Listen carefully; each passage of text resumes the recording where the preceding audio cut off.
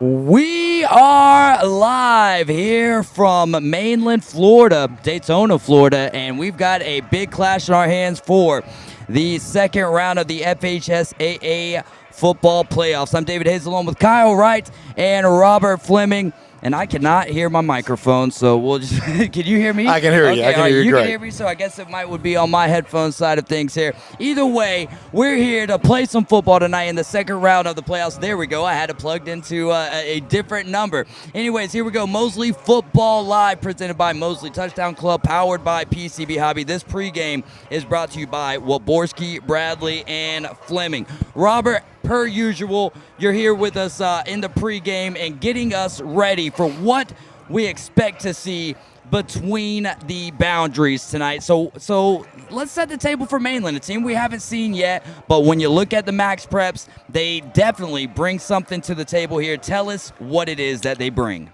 A lot of talent. They are the most talented football team I think that the Mosley Dolphins have played this year, and that's even considering Bay High, a really talented football team.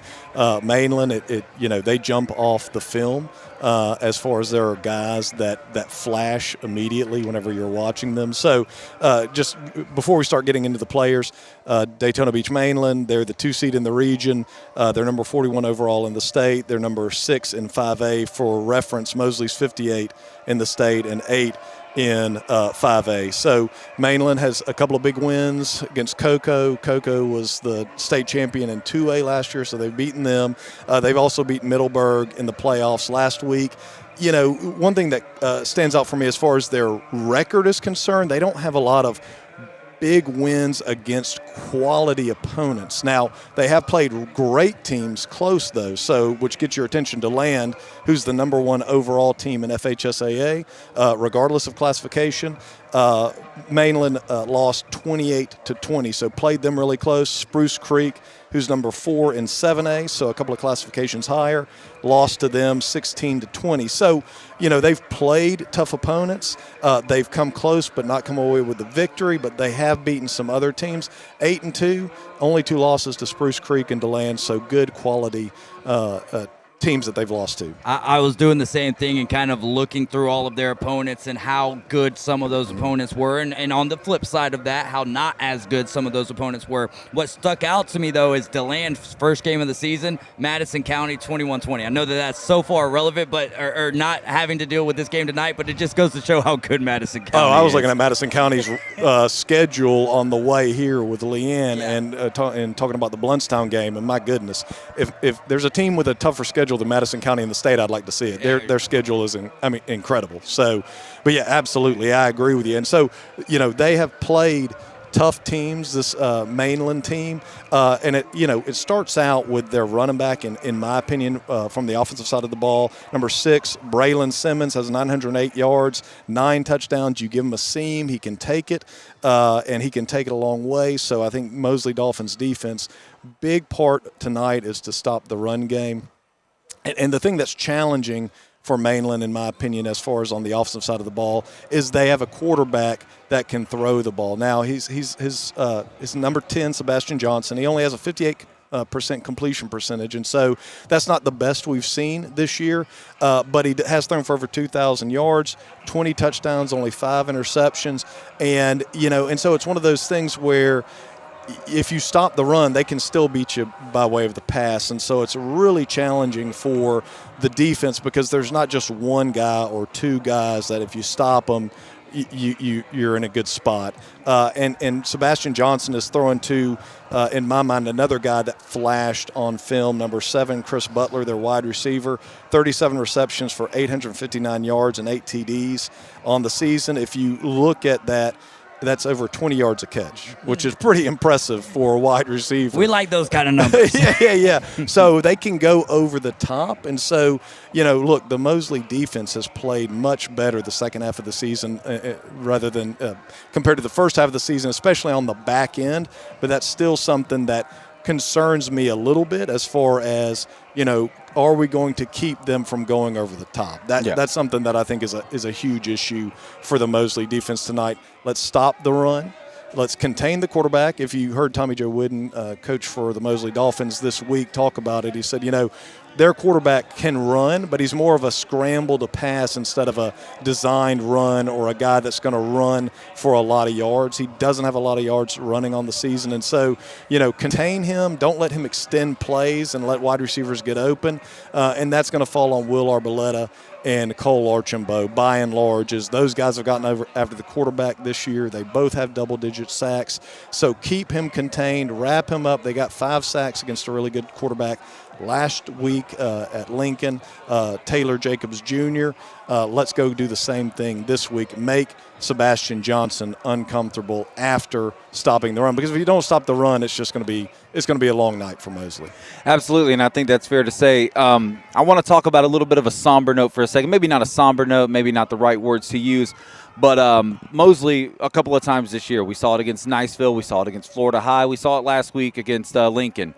They get the big lead at the half, and they come out in the second half. And you can credit a lot of that to the other team, sure. But just as our job as analysts for the Mosley Dolphins, we have to give a little bit of that blame to the team. Sure. So what has played into that this season, and how can Mosley avoid that happening tonight? Yeah, no, and I think that's a great point, and it's been against really quality opponents on Mosley's schedule. Like you said, Niceville, Florida High, and then last week against Lincoln. And in fact, I posed that question to Coach Whidden this week on the podcast, and he basically said, look, when the other team knows that we want to run to bleed the clock, we've got to be able to be physical and run the ball. And so I think it's part of that. I think, Coach Whidden is always doing a self-assessment, and those coaches on the offensive side of the ball as well. And so I think maybe a little bit more play action if the defense on the other team is going to sell out to stop the run because they know you want to run.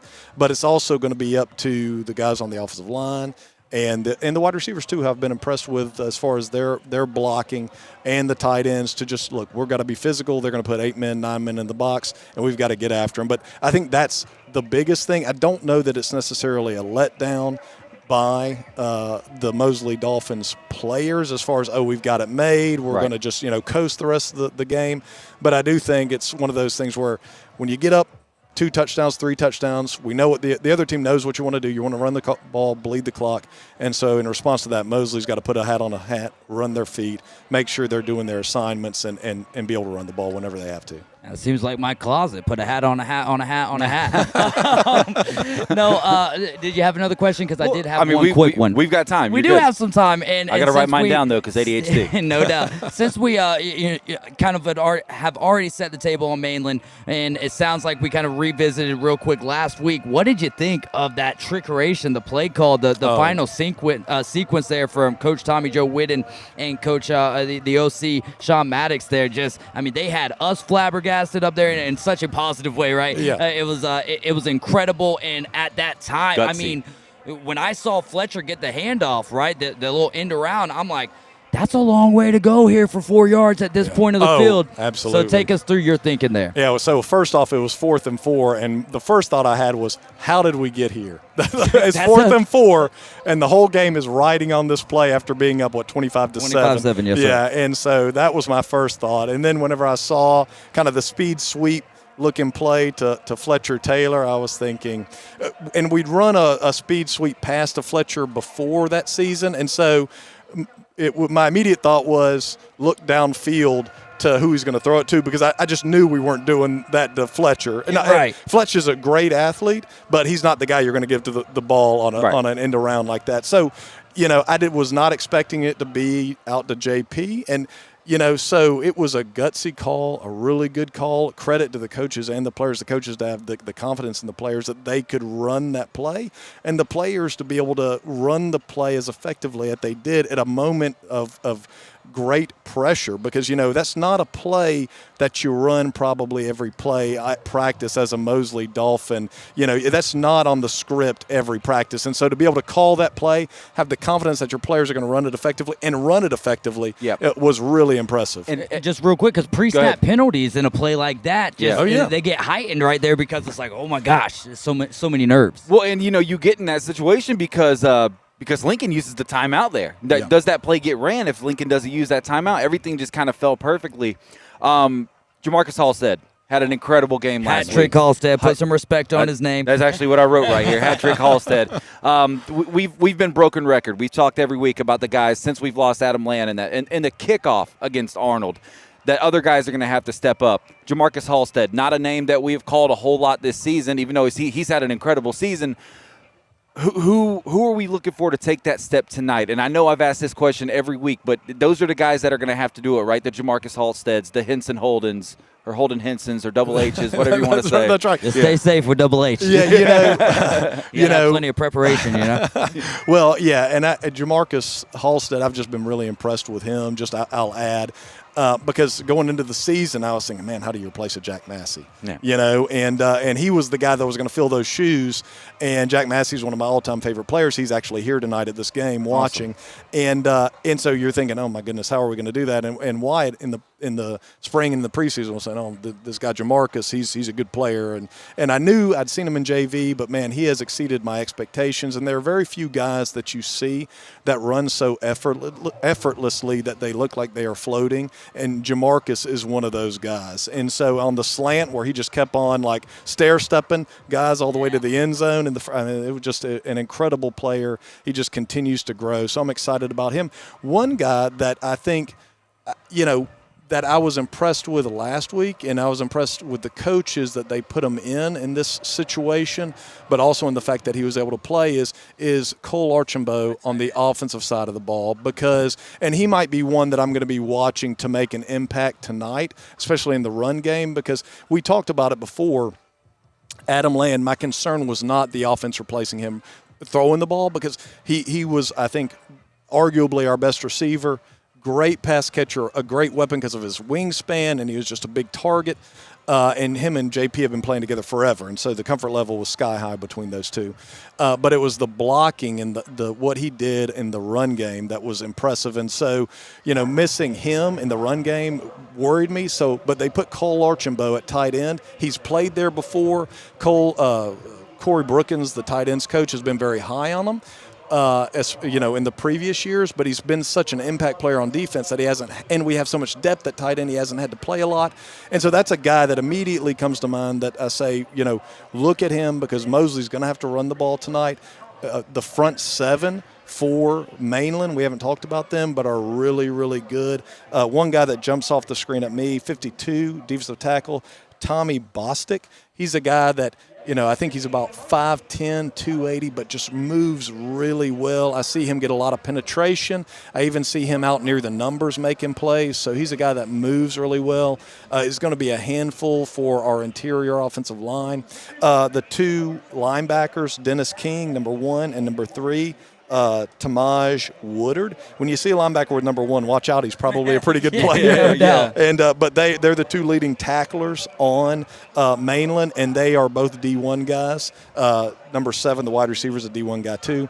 But you'll see they're 6'2", 6'3", about 200 pounds, so they're long. They don't look really heavy, and they can go sideline to sideline. And so, to me, a guy like Archambault, along with Fletcher, those guys are going to be big-time players as far as in the run game and blocking. Are we about to do? I don't see anything lining up. The JROTC is getting ready, so we might be here in just a moment. It did get eerily quiet. Yeah. It did. I liked how the volume started to match. It's like, gets quiet out here, we get quiet on here. Go ahead. But another guy, Henson Holden, he's a guy that I've seen, since Adam went down.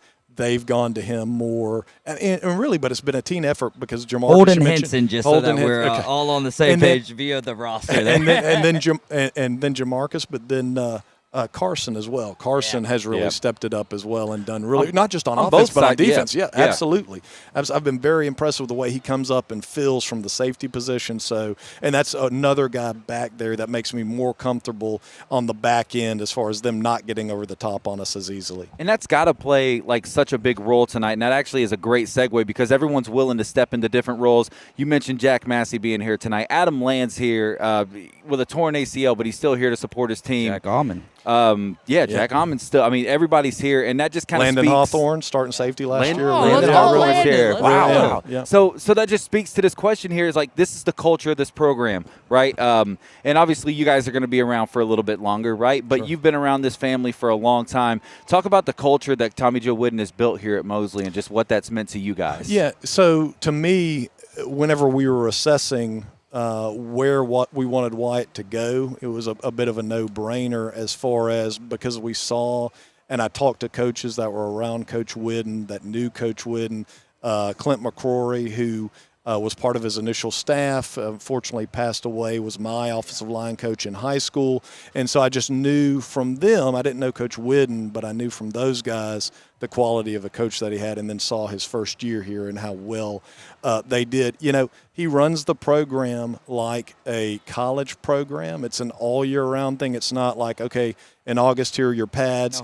And then in Thanksgiving, and then November, December. Okay, pick up the pads, and we'll see you next August. So, were you going to say February? You're waking up at 5:30 in the morning. We talked about that on the way Mosley here. mornings. That's right.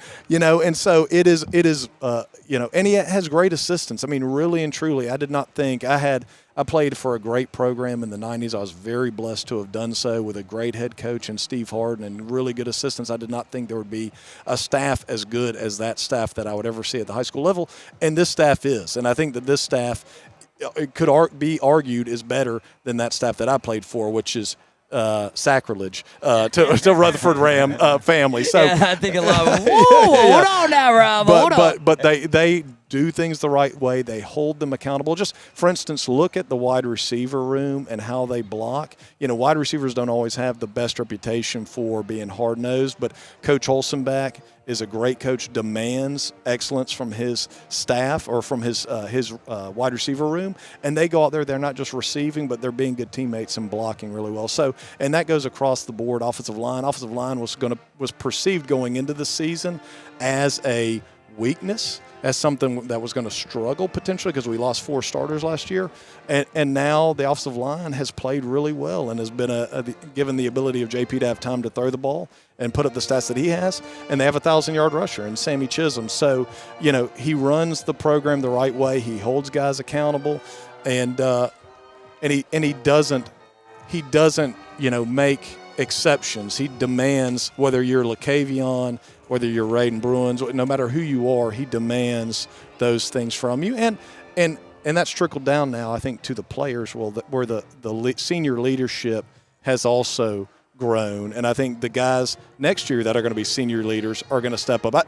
I think Mosley Dolphin football, the best days are ahead of it. It's hard to disagree with that when you see that the progress keeps progressing. And there's something else that I can't put my finger on it, and I don't ever want to get into comparing this Mosley's team to last year's Mosley team, even though it's impossible not to do that. Yeah, but it does feel like, and I think I brought this up last week, maybe it was the week prior, that there's just something about the heart level of this team. And I think it starts with your son, Wyatt Fleming, and calling that players only meeting and just hey guys, we can't think of ourselves as this. We can be that, but we have to start here with us, and I think that's a credit to, or at least I see a little bit more heart from them. Yeah, I think if you compare the two teams, I think if you look just at the roster, you're like, okay, the team last year has more talent, maybe more, electric-type players going into the season, and they have, the 4 starters on offensive line that are seniors. I mean, just a big senior class. But this team, I agree with you. I think this team this year, and that team was really good, and I think 1 or 2 plays go differently at Florida High, and Mosley's the 1 seed in the playoffs last year. I think that they make a big run. And unfortunately, it didn't happen. And so, I think this team, though, there was an expectation that there was going to be a drop-off. And here we are, they're 10-1 in the second round of the playoffs. And I do think that is a big part of that is the senior leadership, the mental toughness. And you can't, talk about this subject and this team without talking about how, a guy like J.P. Holsenbach, who's not a senior but is a captain, was voted a captain before he played play 1 as a starter for Mosley Dolphin varsity football. And so that just tells you the character and the work ethic that he had in the offseason, that his teammates felt confident enough to, make him a captain along with Adam Land, Will Arboleta and Wyatt Fleming. So, I do agree with you that I think that there is a difference between this year's team and last year's team, but last year's team, I think, was right on the cusp of something really great. And unfortunately, it didn't happen that way. But yeah, this team, I hope that we get a win and get to keep playing, because this is a fun team to watch.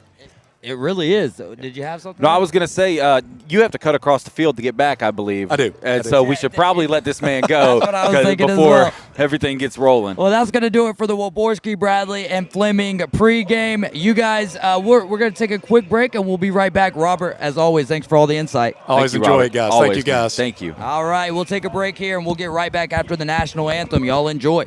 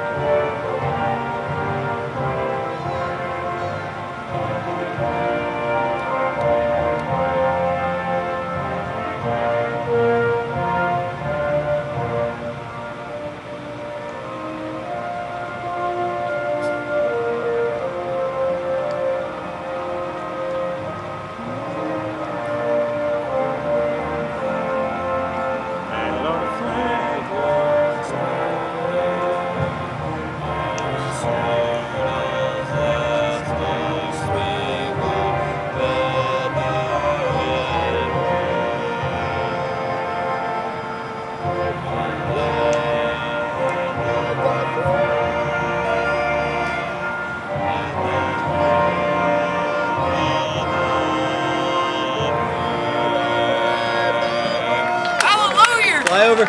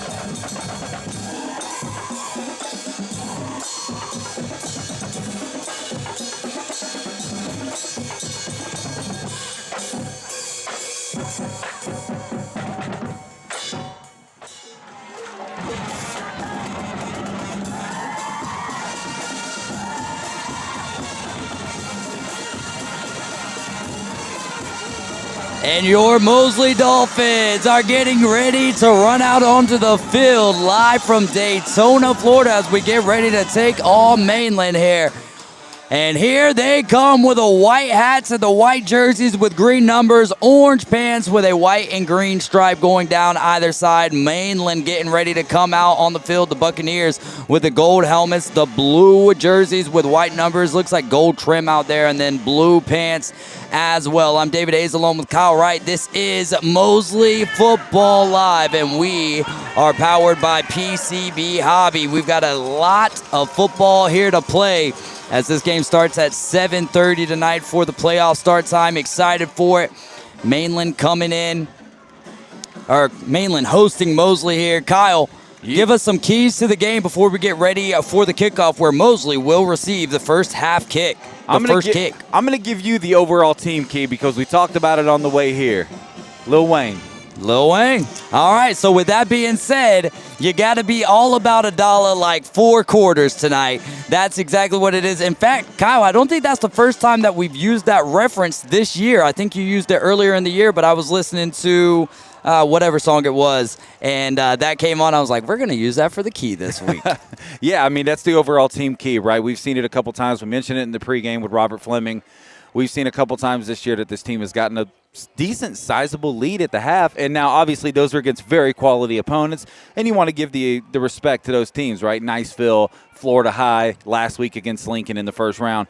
Mosley's got to play a full 4-quarter game. Mainland's going to be fired up, man. They've got athletes everywhere, Division I guys as far as the eye can see. I mean, this is going to be a heck of a game. So on the offensive side of the ball, Mosley's just got to they got to find somebody that can step up. Find that Jamarcus Halstead this week. Maybe it can be Jamarcus Halstead again. On the defensive side of the ball, got to keep them in front of you. I mean, this team goes deep very well, and they run the ball very well. It's a very balanced offense. But if you can get them uncomfortable, they do make mistakes. And so Mosley's going to have to be aggressive early. Yeah, that's what we heard on the Sports Republic with David Hayes and J.D. Muzinski. Coach said they play a little bit of bully ball and like to use that intimidation factor. David Aponte, the kicker here for the Mainland Buccaneers, has this ball teed up at the 40-yard line. We're live from Daytona Municipal Stadium. We'll be giving shout-outs through the night if we pull the chat up at some point, so leave your name in the comments, guys. We'll give you some shout-outs along the way. That ball is end over end, and it will be returned by Arboleta from the 15. He's got some space. He's on the far side of the field, brought down at the 25, and a Bite Me Custom Treats flag flies. Y'all make sure to go check out Carla and Adam Goff. Bite Me Custom Treats. Find them on Facebook or their website, bitemecustomtreats.com. Would have got the ball here at the 25, but I do think that this is going to back up quite a bit. About 10 yards specifically. That'll be holding. Spot, of course, so we'll see where the spot is. That flag was somewhere around the 20, so it does feel like it'll be coming back to the 10, and we'll find out where they mark the ball. It'll be at the 13-yard line, so not too, or at the 18-yard line, rather. Getting used to this bird's eye view here from Daytona Municipal Stadium. Beautiful stadium. We're up here on the 4th floor. Excited about this game tonight as J.P. Holstenback and the Mosley Dolphins offense comes out with trips wide receivers to the far side of the line, and Sammy Chisholm stands to the right of his quarterback, J.P. Holstenback. J.P. last week threw 2 picks, but he rebounded so great, Dave. He had a heck of a game. Do you know what his completions and attempts were? I do not. I think it was 16 to 19. I want to say with so. With 2 picks. With 2 interceptions. Wow. So he was fairly accurate, as J.D. Muzinski pointed out on the podcast. And they're going to start with a pass. It's going to be a quick out route. They're going to throw it at the top of your screen. That is looking like Fletcher Taylor. That is Fletcher Taylor. Or is that? That's Carson. It's going to be... Maybe binoculars would have worked well tonight. We are a little bit further away. That is Carson Griffin there. Not used to seeing him with the sleeves either. So Jamarcus Halstead will be on the outside at the bottom of your screen. Cole Archambault and Fletcher Taylor motion from the far side of the line to the near side here. They're going to give it to Sammy Chisholm. He bounces out, bounces back in, gets across the 25, and that'll make this third down coming up a little bit more manageable. Yeah, good run from Sammy. And as you can see, getting a little chippy down there already, and that's the bully ball we were talking about, right? They try to get in their opponent's head, get them a little frustrated. Mosley kind of running a little up-tempo here. Big thanks to Arbor Properties, Cox Pools Commercial, and Jessica Link Insurance as we get ready for this big third down here, 3rd and short. JP's going to fake the throw, then on. He's going to overthrow Carson Griffin here. So now Coach Whitten's got a big decision to make as it's going to be 4th and very short. The offense looks like it's going to stay out on the field here to attempt to get a Mr. Eddie's Barbershop first down, but no. They come off the field, and Talon Moore and the punt crew come onto the field. Listen, brother, I was going to say I love some aggressiveness, right? I love it, but I'm not 100% sure I would have loved that. And something different that we don't see a whole lot here. 2 punt returners kind of back with only 5 yards of separation, so keep an eye on that. With 11:14 left to play here in the golfwithj.com first quarter. And they're going to bring the offense back onto the field here. There's 11 seconds on the play clock, counting down, but a timeout looks like it'll be called. If we do have a timeout, it will be a Mainland timeout.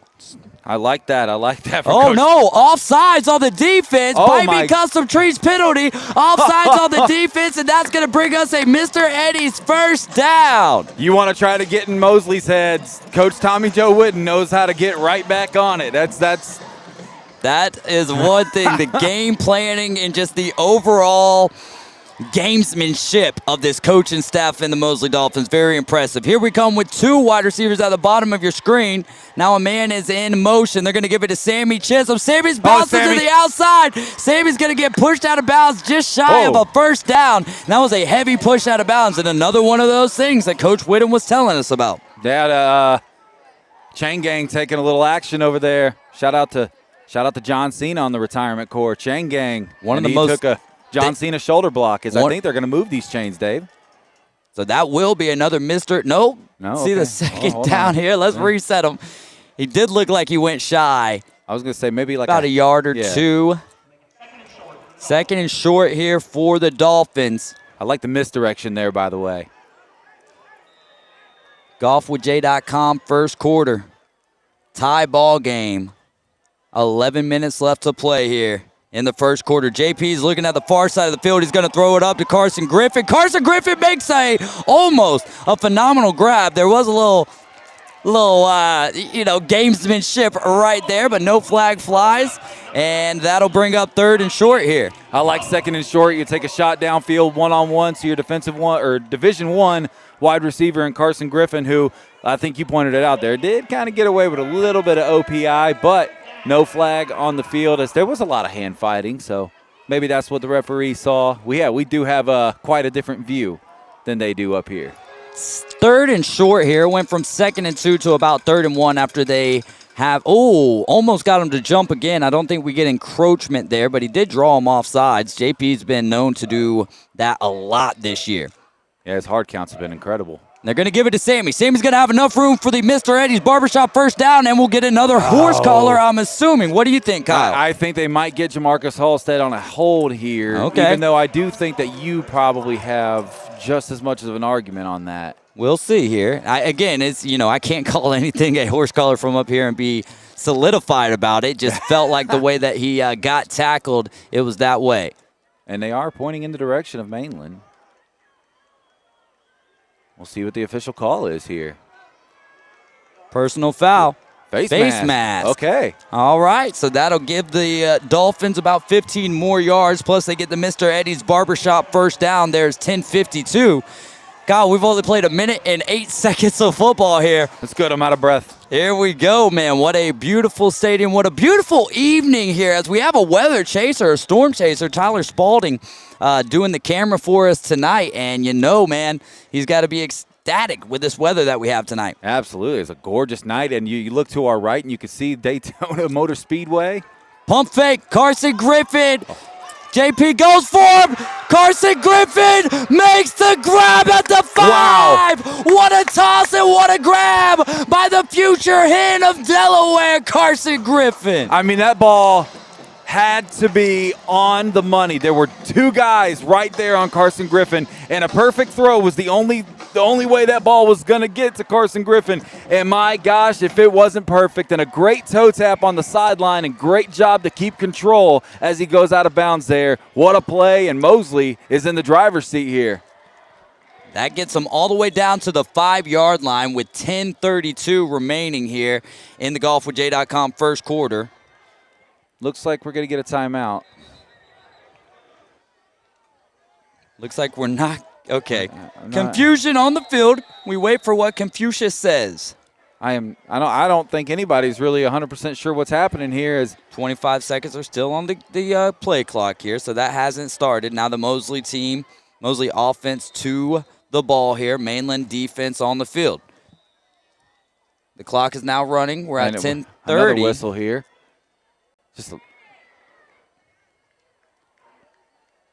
So we'll call that a Mosley timeout.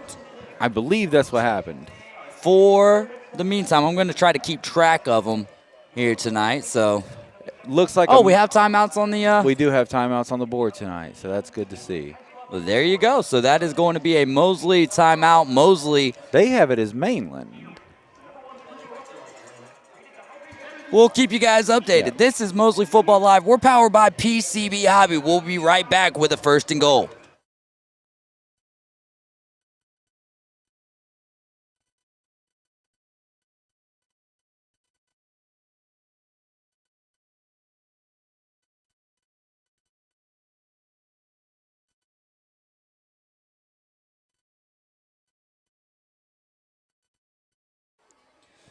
We're back here for the first and goal for your Mosley Dolphins. From the 5-yard line on the far side of the field, they're going to be underneath center with J.P. Holson back.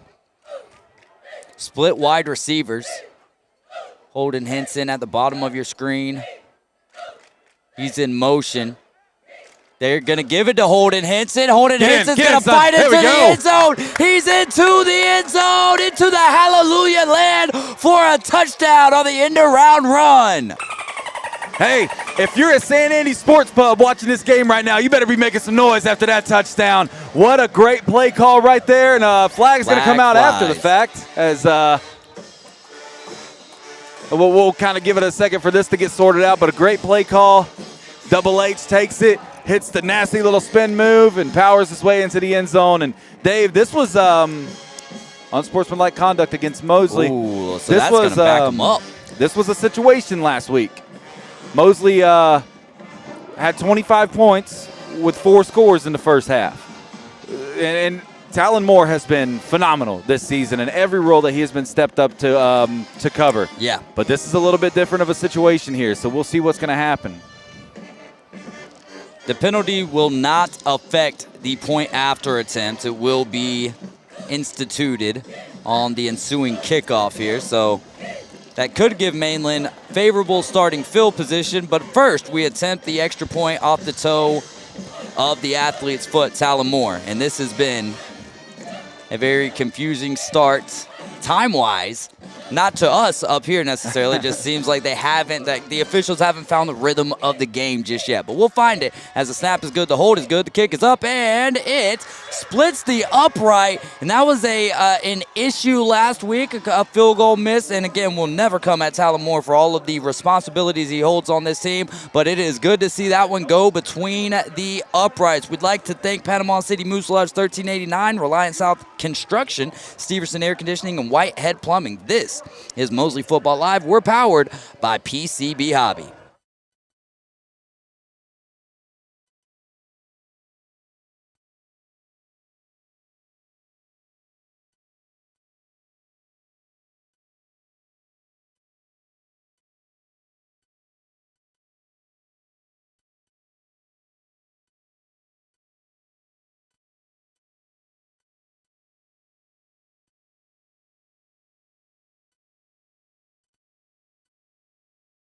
All right, after that penalty the unsportsmanlike conduct there. That is going to cause the kickoff to be backed up from the 40-yard line to the 25-yard line. But Mosley leading here 7-0 with 10:22 left to play here in the golfwithjay.com first quarter. Kyle, any insight on maybe why that extra point went between the uprights? Yeah, I mean, we were given a little bit of intel that a former Mosley kicker, Will Platt, worked with Talon Moore this past week. Will Platt, if you're listening, I don't know if you remember or not, but back when the oil spill happened, we were working out there. I think it was called ECS. We were making boom out there. You were one of the shift leaders, and then I worked out there for a little while as the kickoff's going to be returned, and the return man is still up around the 25, and then a pod of Dolphins will work together to bring them down. That was number 15 there on the kick return. Caden Flores. Flores, that kid Caden is one of Flores. the big receivers here for the Mainland Buccaneers, as well as we're going to get our first opportunity, our first look at that Buccaneers offense as they come to the line of scrimmage with their gold hats, blue jerseys, and blue pants. Good looking uniforms, and the numbers are not white as we see them closer here. It looks like they are golden numbers. So a good uniform matchup, as our guy Miles would say back in the day. Absolutely. Shout out to Miles Lashley. Shout out to some people in the comments. David Kozlowski, Mr. KL Wright. We've got a lot of you guys. Put your names there in the comments. It's hard to read these the usernames some of the times, but we appreciate everybody watching and rooting on these Mosley Dolphins here tonight. 4 wide for Mainland, and now they'll go 5 wide as number 6 is in motion. Pressure comes, but the offensive line takes care of him, and he's going to throw it up and out of bounds, and that will fall harmlessly and bring up second down. Yeah, I thought he had a lot of room to take off running there, Dave, and obviously you want to try to put the ball as far downfield as you can, but Mosley bringing the pressure early, and I like to see it.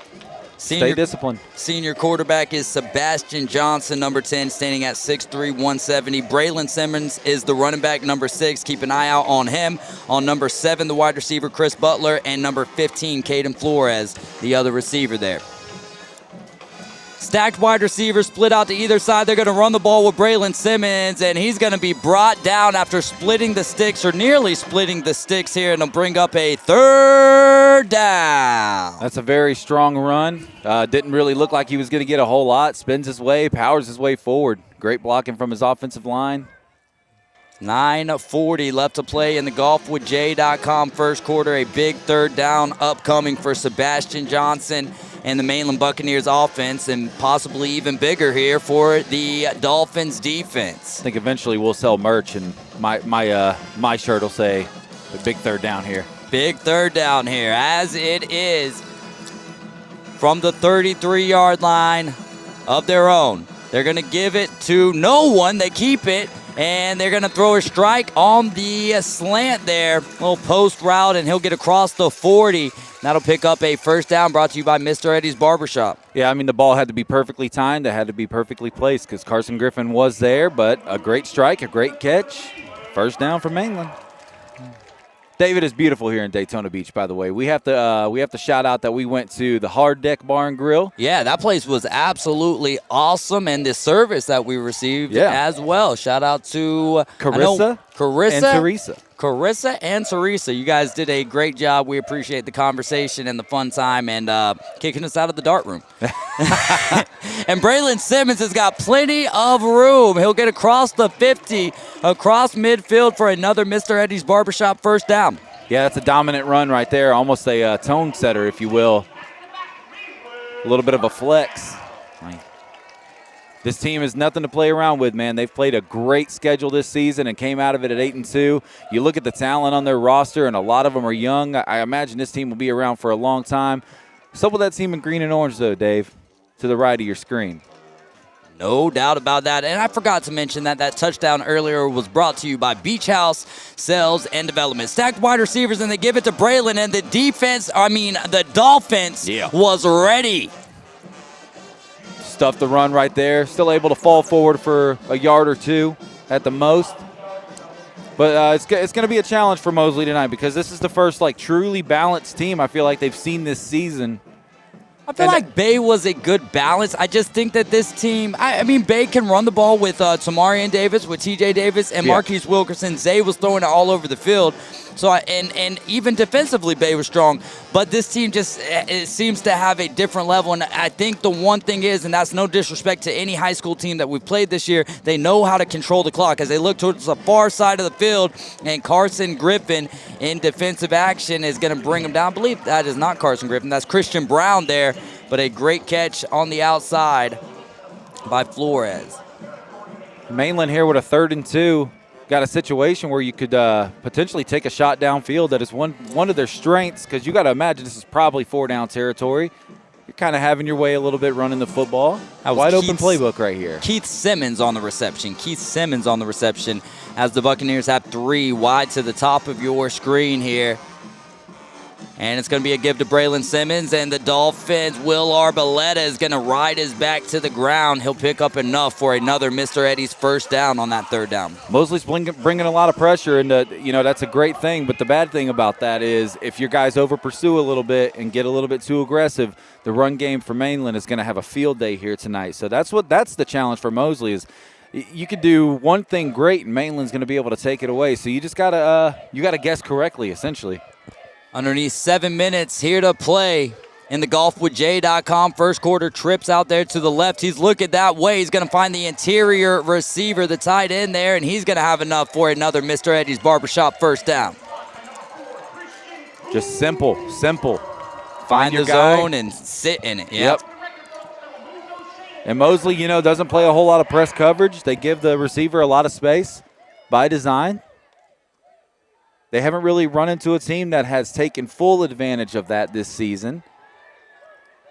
We'll see if Mainland is able to do so. Stacked receivers in the slot position at the top of your screen, but 3 total over there to the left. They fake to Braylon Simmons, find number 5 on the slant route, and he is going to run towards the 5-yard line where he'll go down, but not before picking up another Mr. Eddie's Barbershop first down. Yeah, it's the middle of the field, Dave. We've seen it. It's been a story of the season. One of the only it's not a weak spot because you've got talent there, but for some reason it has been a soft point. And they're going to run it straight up the middle. And Braylon Simmons is going to come 1 point away from tying this ball game up. Pending the extra point, it is 7-6. 7-6. Pending the extra point here by David Aponte, and they just punched that one right in. And now Mosley will have their opportunity to answer, again, pending the Aponte extra points. So I'll tell you this, man, it's going to be a tough ask for the Mosley offense to go score for score with this Mainland offense tonight. So the defense, that was really easy. And the snap is good. The hold is good. The kick is up. That will split the uprights, and we have a tie ball game. Your score after the Beach House Sales and Development Mainland touchdown is Mosley 7, Mainland 7. This is first quarter action here in the golfwithj.com first quarter. I'm David Hazel on with Kyle Wright. This is Mosley Football Live. We're powered by PCB Hobby.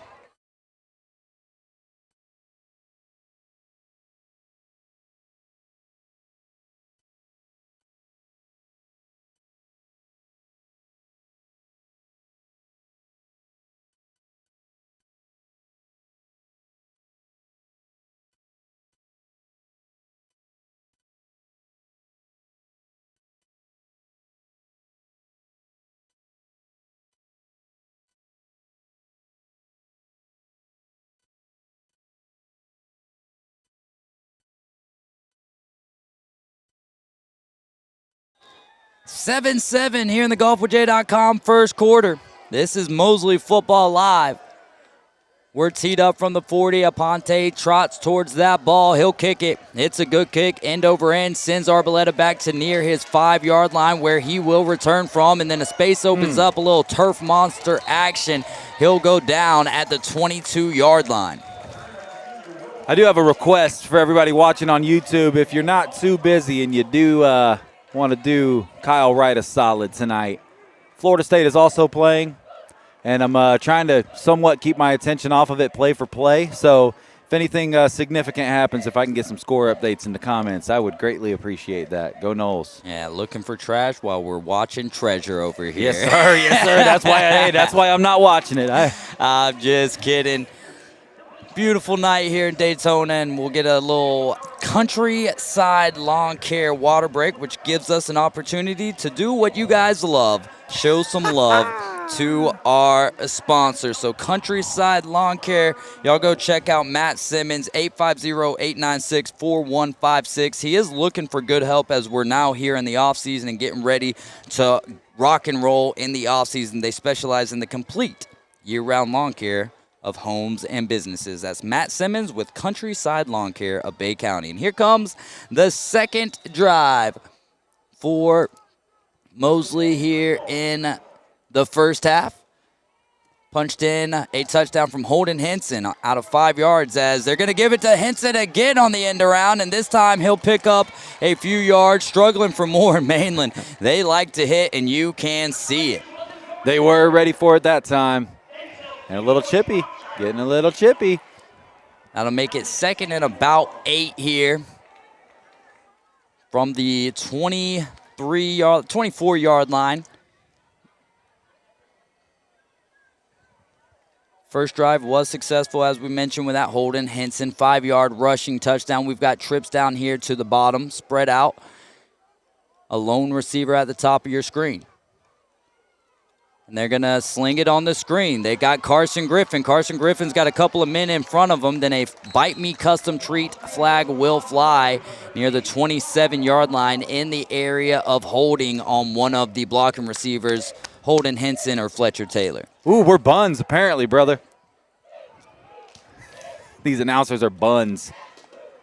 What kind of bun would you want to be? Sweet roll? Sesame? Just a plain one. Plain bun? Just yeah. Plain white? Just I like plain. it. Simple. Ballpark, right? Yeah. Ballpark. like I mean, if I'm feeling froggy and rich, you know. Maybe just Clover, great value, bro. Clover Valley. I don't even think we're great value worthy. So that'll back this up to the 17-yard line here. We've got a tie ball game. Mosley 7, Mainland 7, second round of the FHSAA playoffs here. I'm David Hayes along with Kyle Wright. Trips at the top of your screen here. One man at the bottom. That's going to be Holden Henson. Sammy Chisholm stands to the right of his quarterback, J.P. Holsenback. Man is in motion. But before that, not 100% sure what we're seeing here. looks like another equipment malfunction, mouthpiece not in the mouth. So they'll take number 13 off the field. That is Keith Simmons. All right, second and a long way to go here for Mosley. About 14 yards, I believe. Backs them up inside their own 20. They've got 3 wide receivers here at the top of your screen. Now Carson Griffin in motion. Carson Griffin going to be running across the field. They sling it out to Sammy Chisholm. Sammy Chisholm's going to let that go in and out of his hands and bring up a long third down here for the Mosley Dolphins. Yeah, this is bringing the pressure there, bringing some heat. I think the ball was laid out. Unfortunately, probably just a little bit too far for Sammy. I think he maybe could have got past that first tackler, but knowing the talent of Mainland, he could have been brought down for at best like a 2-yard gain also. But here you go, big third down, long way to go. I imagine a little pump fake action, try to beat him over the top again with either Carson Griffin or Jamarcus Halstead. Yeah. We'll see here, though. Could run. They could run just to kind of maybe concede. Holden Henson's going to be in motion. They're going to throw a screen out to Carson Griffin. He's got a blocker in front of him, but he'll go out of bounds. And I imagine we'll see Talon Moore and the Mosley punt team hit the field. And that's a great job by Mainland to kind of get your bearings back, keep Mosley to a 3 and out, and get the ball right back. Talon Moore, the athlete's foot, standing around his own 10-yard line. 4:09 left to play in the golfwithj.com first quarter. The score 7-7. The return men for the Mainland Buccaneers. One stands at the Dolphins' own 45-yard line, one at his own 40. A little side trot there for Talon Moore. It's going to be a line drive, and it's picked up by the return man, and he's going to get across their own 45-yard line, and that is where they'll start their second drive of the evening with a 7-7 ball game here. Kyle, what do you want to see from the Mosley defense on this ensuing drive? That's how you get them after them, baby. Thank you to everybody in the comments. Discipline. Make the play. My guy said one word answer. Here we go. Discipline. I mean, that's not a bad answer at all. It is going to take discipline. It is going to take some aggression as well, though. You are going to have to get after that quarterback, and it's been good so far, the protection for the Mainland quarterback, Sebastian Johnson, to this point. Yeah, and I mean, they ran the ball kind of at will in that first possession. And as the Mosley band, by the way, here tonight, I think it's the prep band, I was told at church on Sunday. And heaven forgive me, I cannot remember the sweet lady's name that I talked to.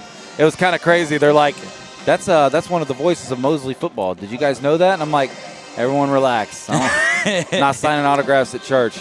Shout out to everybody at Palo Alto Church of Christ for showing us some love. They're big fans of us, Dave, and they wanted me to pass that word along to you as well. But the prep band was able to get out here tonight. A lot of the cheerleaders able to get here. And one thing I love, Dave, when you look down at the Mainland faithful and you look across, we're almost body for body, and we're 6 hours from the house. And that's why I love being a part of this program. They travel well, and they've been doing it for at least the 4 years that we've been here, and I would like to assume a whole lot longer, as Braylon Simmons is just going to bust his way up the middle, but he'll only pick up 8 yards to bring up 2nd and 9 here. But he is a tough runner, and Coach was not exaggerating at all when he was talking about Mainland and this team and their bully mentality. Not in a negative way, just in the way of football. They are a team who will impose their will on you. And they can, and we saw it in that first offensive possession and their second defensive possession. Absolutely. And but Mosley has the ability to do the exact same thing. 2nd down and 8 from the 32-yard line. They need to get it to the 41.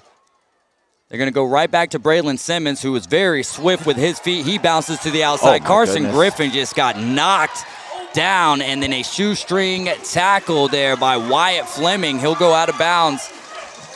At the 35, that's number 6, Braylon Simmons. Incredible run right there. That was, Carson Griffin was almost sent to the speedway.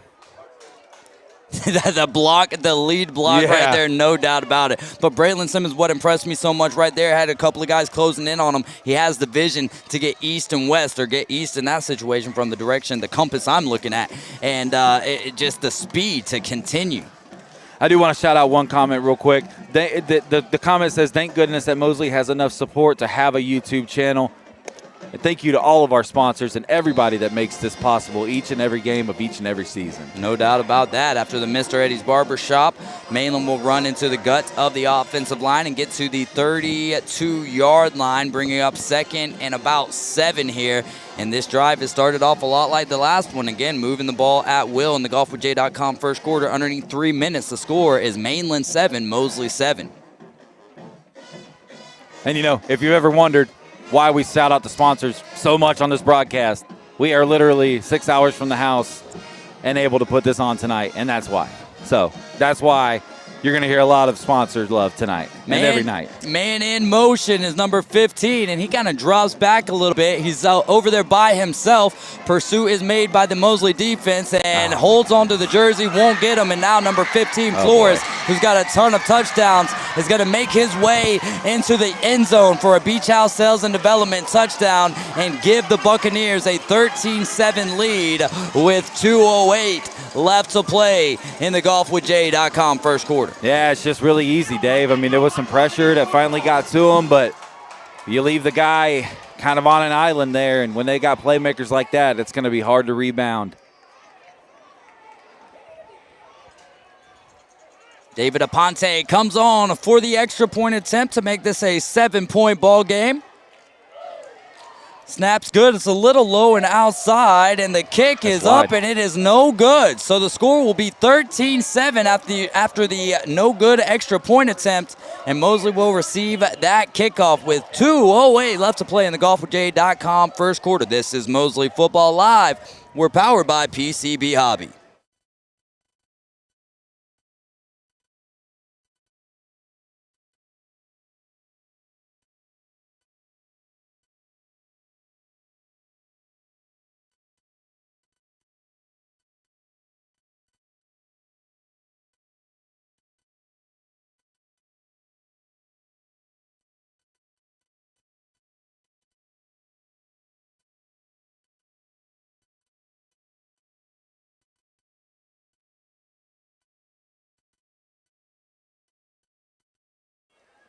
13-7, the Mainland Buccaneers lead the Mosley Dolphins there after the long touchdown. Not long, but nice touchdown pass there from Sebastian Johnson to Caden Flores.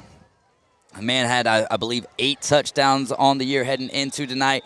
That'll get him closer to double digits as Aponte has this ball teed up on the 40-yard line.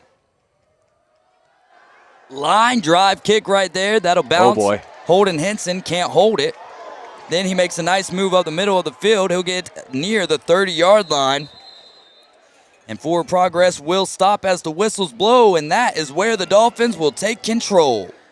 Judging off the mood of this game so far, I don't know if it's a stretch to say that this is a I'm not going to call it must score, but you've got to be productive on this drive. And if you do end up having to punt, you got to try your best to get enough yardage to pin them deep and make them actually go the length of the field here. Well, we've already seen them score once. I think the big thing for me is I'd like to chain a couple of first downs together here. Yeah, you don't have to go for it all on one play. One thing, though, that Coach mentioned, it's hard to string together 7, 8, 9, 10-play drives against this defense. Low snap for JP, handles it. He's going to get it out to Jamarcus Halstead. Jamarcus Halstead is going to have 3 Buccaneers on him before he can even think, and that'll bring up second down. Yeah, going to pick up a couple of yards there. Catches the ball and tries to make a play, kind of goes east to west. Not really another option, as if he turned north, he was probably going to get clocked. Or south, or I don't know, where we're at technically. Second and about 6 here. Mosley needs to get it to their own 39-yard line. 1.5 left to play here in the golfwithj.com first quarter. Halstead is in motion. That snap's on the ground. JP is just going to corral it, and that'll bring them behind the sticks for a big loss and make third down a whole lot more difficult, Kyle. Yeah, it's the stuff like that you can't do. So third down here, 3rd and 12. Again, they need to get it to the 39. The ball now is going to be at the 27-yard line. 27-yard line. Need to get 12 here. Split wide receivers. Running back to the right of JP Holstenbach.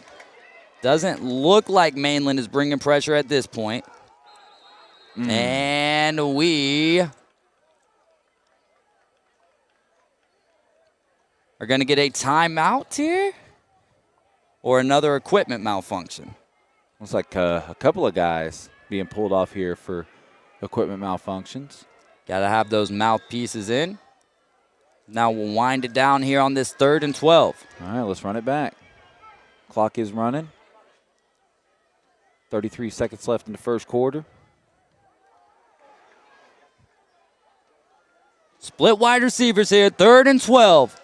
JP claps, he grabs the snap, he's looking at the far side of the field, and that ball is going to be knocked out of the hands of the intended receiver, Jamarcus Halstead, with 18.9 seconds left to go here in the golfwithj.com first quarter. Mainland holding on to a 13-7 lead, and the Mosley punt team heads on out to the field, led by number 12, Talon Moore. Yeah, that was a disaster.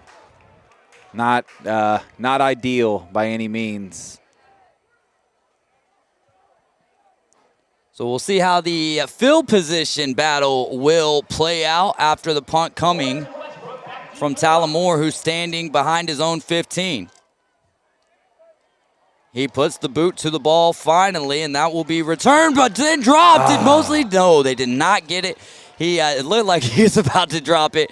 They'll take over. Mainland and the Buccaneers will from their own 40-yard line for their 3rd drive of the evening, and they lead the Mosley Dolphins 13-7. This is Mosley Football Live. We're powered by PCB Hobby. We'll be right back.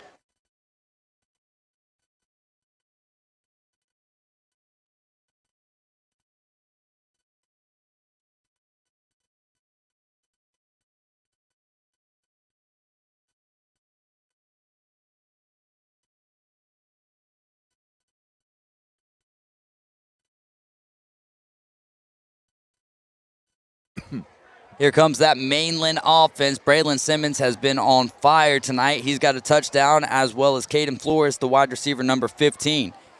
3rd possession here for the Mainland Buccaneers. Braylon Simmons to the right of his quarterback. They're going to fake the gift to him, and they're going to throw at the top of your screen on a little slant route, get to the 46-yard line there to make it 2nd and 4. It's like they choose what they want. Well, what they want is another quarter, as that is the end of the golfwithj.com first quarter, and Mainland leads Mosley 13-7. This is Mosley Football Live, powered by PCB Hobby.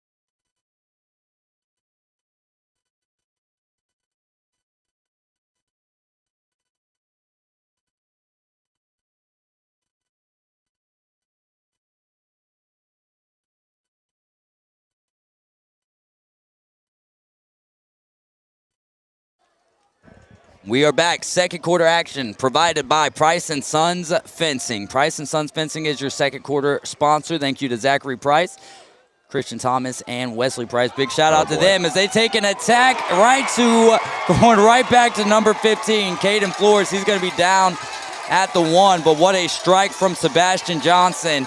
And now the Mainland Buccaneers find themselves on the doorstep. Yeah, I mean, sometimes, Dave, you just can't do anything about it. That's a perfectly placed ball. Great movement in the pocket by the quarterback. Sebastian Johnson's getting his players all in order, and he's going to keep it himself. He'll go into the end zone. Sebastian Johnson with a touchdown brought to you by Beach House Sales and Development. And now they lead 19-7. The question is, do they just go for the extra point with a Ponte, or do they go for 2? I think right now you you see no reason to. They're going to be kicking the extra point here. Until Mosley puts you in a situation where you're going to have to go for 2, I would just take the points. 19-7 is the score pending that extra point, which looks and is good. The score live from Daytona Municipal Stadium. Mainland leads Mosley 20-7. We'll be back with the next Mosley Drive. This is Mosley Football Live, powered by PCB Hobby.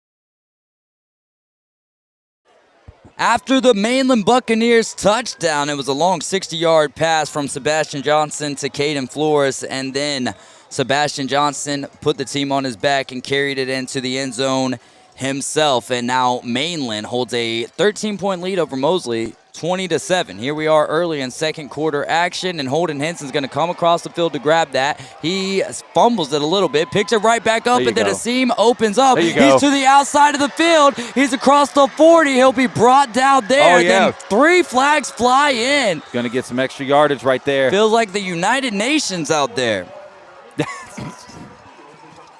That's a big kick return right there by Double H.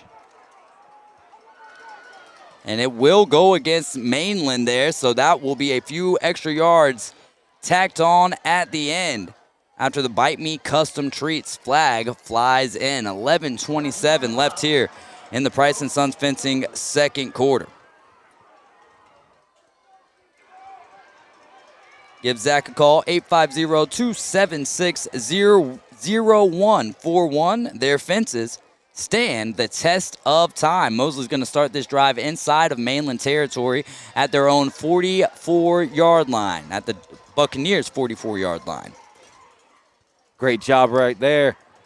Double H making the play with his feet. We've seen it already. He scored the only touchdown for Mosley, and Mosley needed that in a big way, man. And you got to score here. I mean, I said last time it was iffy. Yeah, I think this one is one of those ones with the way that you see the ease in which you see Mainland able to move the ball. And again, second half adjustments are extremely important in the sport of football. But J.P. Holstenbach's going to throw it back. He's throwing it to Fletch. Oh, no. He's got Caleb Capps. Caleb Capps goes up and makes an incredible grab. Holy cow. What a grab. When Kyle said, oh, no, it's because he saw the safety. The safety reacted. But Caleb Capps goes up to the cap, the peak of the mountain, to grab the ball. What a catch. What a throw. Okay, I mean, first of all, what a throw, because that ball was... That was for Fletch again, wasn't it? An absolute dot from Fletcher Taylor, who we saw throw the big touchdown pass to put Mosley back ahead last week against Lincoln in the first round. And like you said, I said, oh, no, because the safety's sitting there like a center fielder, but Caleb Capps goes up and makes an incredible play. And now Henson is in motion. They're going to give it to Sammy Chisholm. Chisholm gets off of a tackle, and then he'll spin down near the 5-yard line. Not much of a gain there, but not any loss. What a just absolute huge play. Approaching the 10:40 mark here in the first half. Second quarter brought to you by Price & Sons Fencing. Mainland leads Mosley 20-7.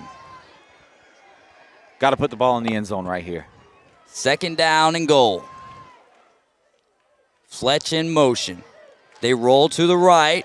Oh, and that is right into the hands of a defender. And he's got nothing but blue and green in front of him. Now no blue in front of him, just green. And the team will follow him into the end zone, and that takes momentum and flips it all the way on its head, as the Mainland Buccaneers now will take a 26-7 lead pending the extra point with a whole lot of time left to play here in the first half, Kyle. That is that's a heartbreaker. That one will, again, flip the momentum on its head. You're driving there, and then you felt like that was the right play if you're J.P. Holstenbach, I guess, watching it unfold.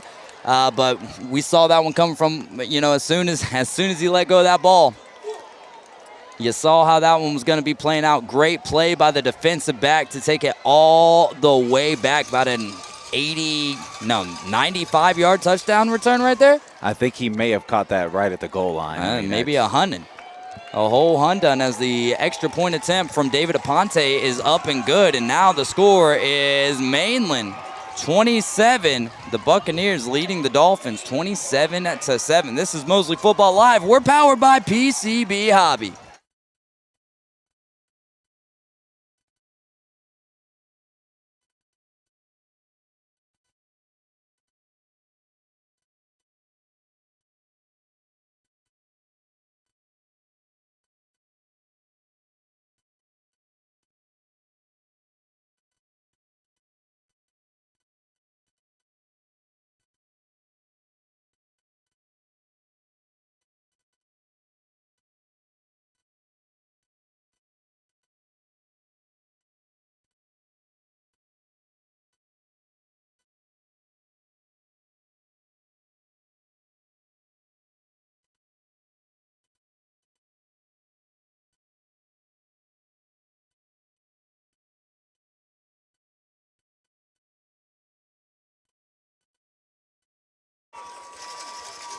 We are back here. David Aponte is placing the football upon the tee. Again, Mainland leading here, jumping out to a huge lead. We remind you, if you're just joining us, Mosley jumped out to a 7-0 lead, scoring on their first drive.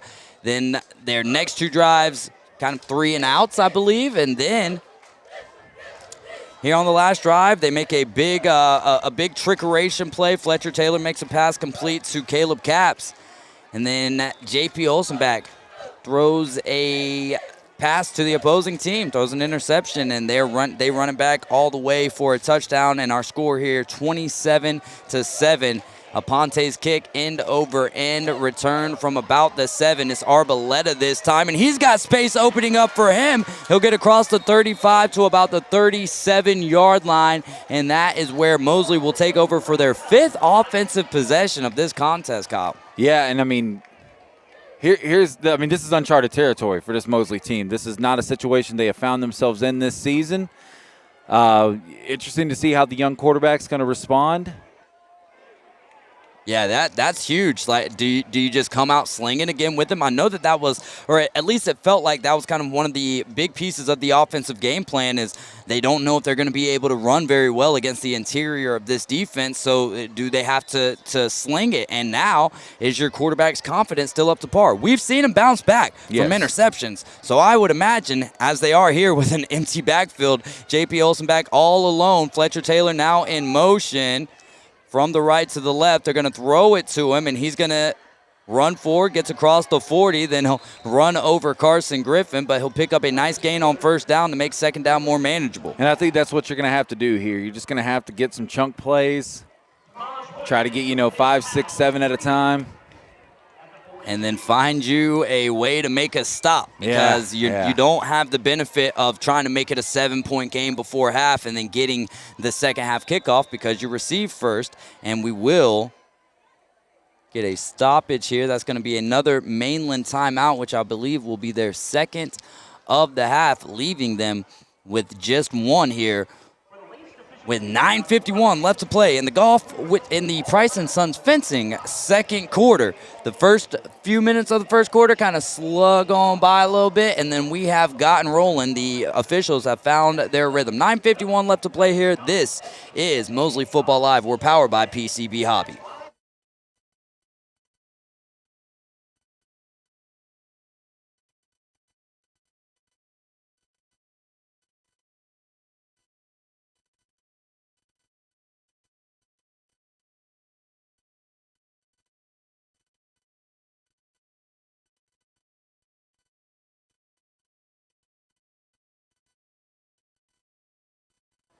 Here comes that Mosley offense.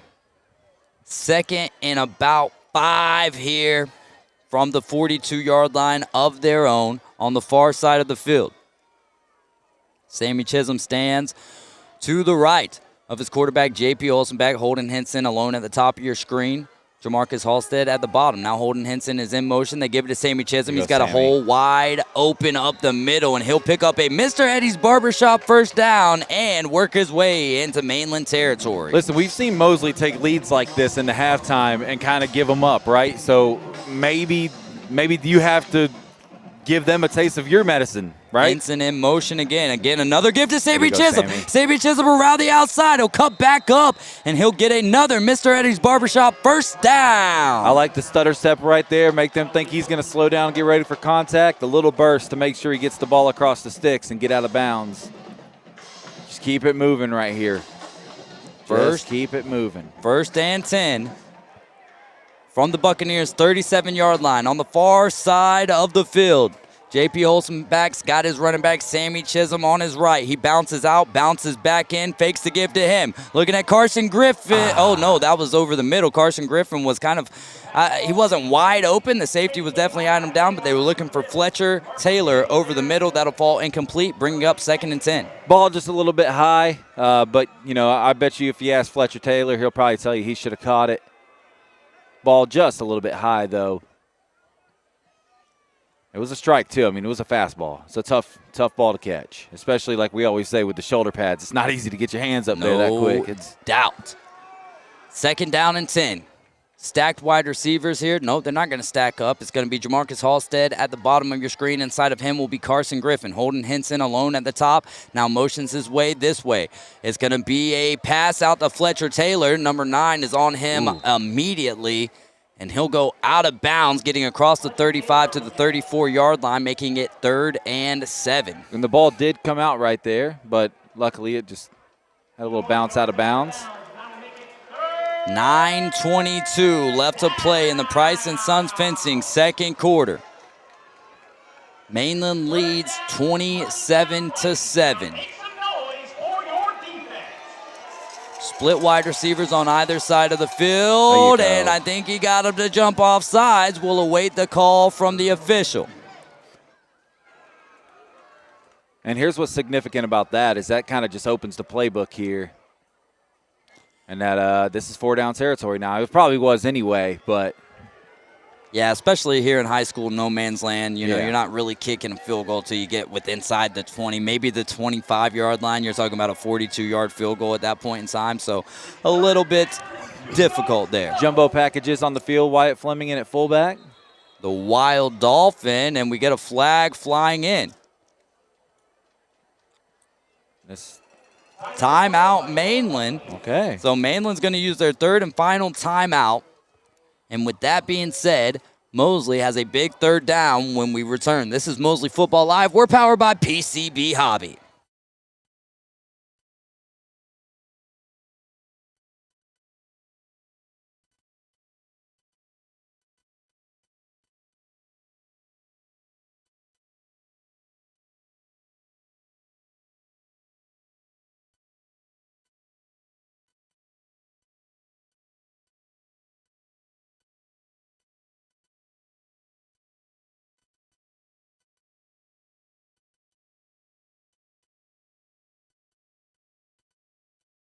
Mosley and the offense makes their way back to the field. From the 29-yard line, they need to get it to about the 26-yard line, just beyond the 27-yard line. They've got 2 wide receivers at the bottom of your screen. Jamarcus Halstead's now in motion.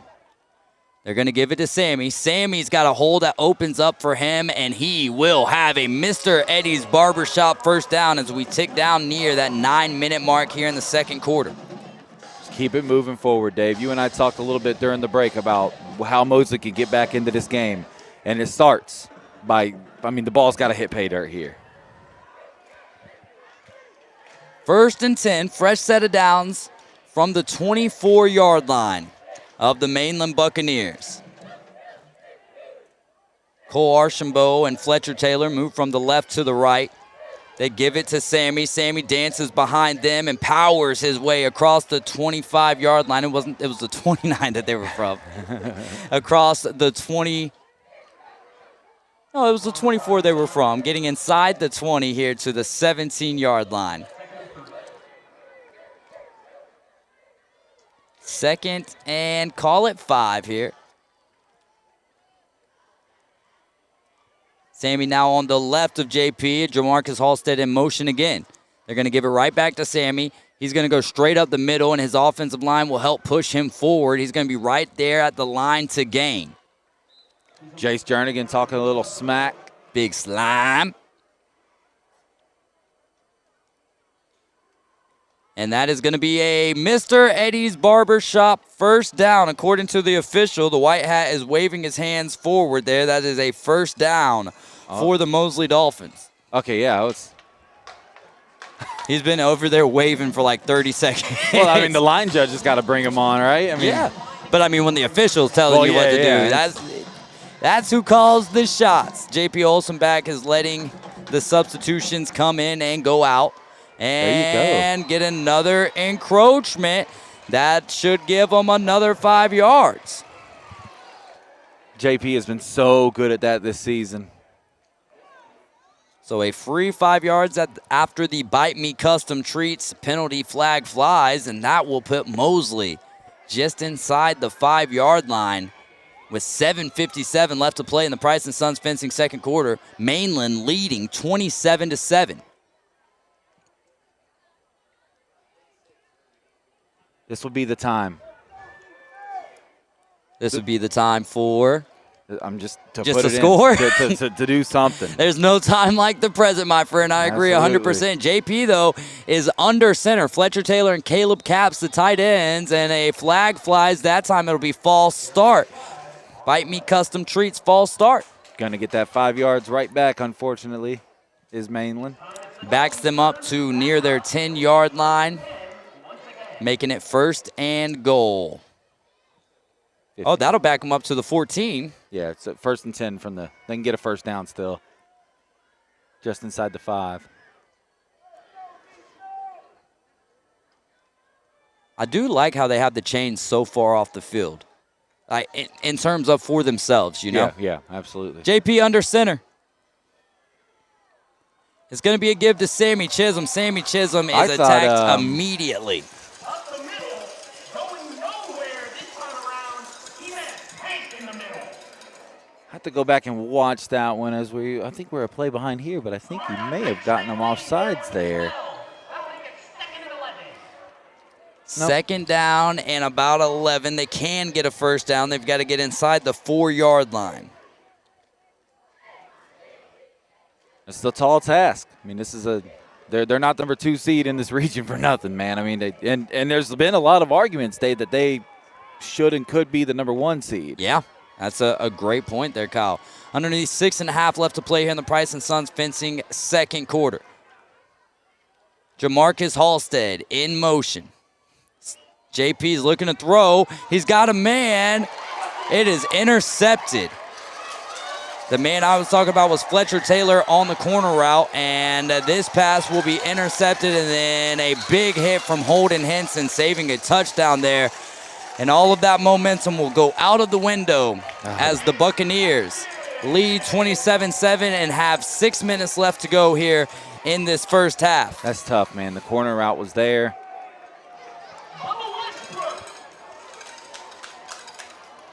Man, oh, man. that one's just... That one hurt. That one is tough, and it's a blow to the defense who's been on the field a whole lot tonight, and you have those 2 wonderful drives. I mean, I hate to be a Debbie Downer because I always believe, you know what I mean? Always wanting to believe. Absolutely. But if Mainland puts it in at this point, it doesn't feel anything like Fleming Island last year.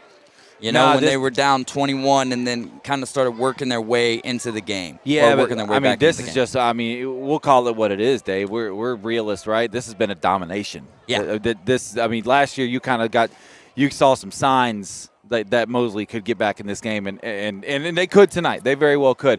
Just on the surface, to our eyes, via the eye test, and I'm sure that like 99.9% of the people watching at home, and thank you again for doing so, this has been an utter domination so far. So Mosley would have to completely flip the table in order to take control of this game back. And it could start with a turnover right here. So exactly. You've got to find a way to get momentum back on your side because it's far too evident that the momentum is 100% on the side of the Mainland Buccaneers. And you felt like it was shifting in the previous drive, then the pick six, then in this last drive, the drive that just had the interception, you felt like it was building back up again. So it's not like the offense can't move the ball, but the defense is having a tough time stopping this Mainland Buccaneer offense as they're going to give it to Braylon Simmons, and there's plenty of room for Braylon Simmons. Big tackle there by Cody Colbert and by Khalil Lauderdale there to make it second and very short here. Underneath the 6-minute mark in the Price & Sons fencing second quarter, Mainland leading Mosley 27-7. If you're Mainland, you just, keep doing what's working. Take your time, run the ball, run the clock down, get the ball in before halftime, and they get the ball right after half as well, Dave. So, another give to Braylon Simmons. This time he's going to get across the 45 to pick up a Mr. Eddie's Barbershop first down. Good physical play by the defense. Do that on the earlier downs. At this point, and they've shown that they can do it, Dave, but, at this point, I think you just kind of do everything you can to make them beat you through the air.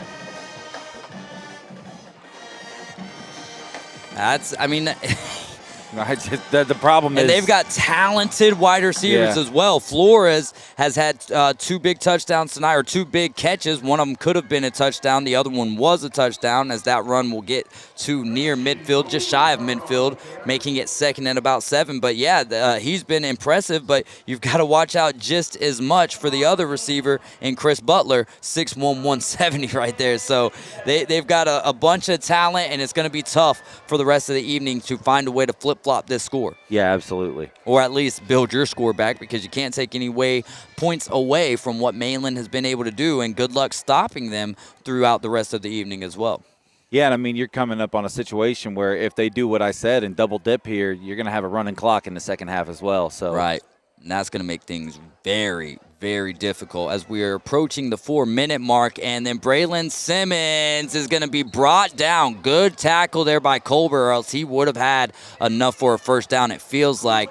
And they'll inch near the Mosley Dolphins 45-yard line at the 46-yard line. That'll make it third and 4. Probably is about 4 down territory here, especially when you've been controlling the momentum and tempo of this game. At this point, you know, it's like prove it. Prove that you can stop us. Yeah, there you go. Underneath 20 seconds left to play on the play clock. 3:40 remains on the game clock here in the Price & Sons Fencing second quarter. Man in motion for the Buccaneers. They give it to Braylon Simmons. Braylon Simmons looking for room. He won't get it. He gets to the 45-yard line, 44-yard line as the sideline judge fixes the spot there, and that'll make it 4th and 1 here. 4th and 1. They've got the ball at the 44. They need to get it inside or across the 43-yard line. It's an opportunity here for Big Cheem in the middle, who's not in the game currently. Trips down at the bottom of your screen. They're trying the hard count. Mosley doesn't get off sides. I would stuff the box, Dave. 15 seconds on the play clock. 2:50 as of right now on the game clock. Crash.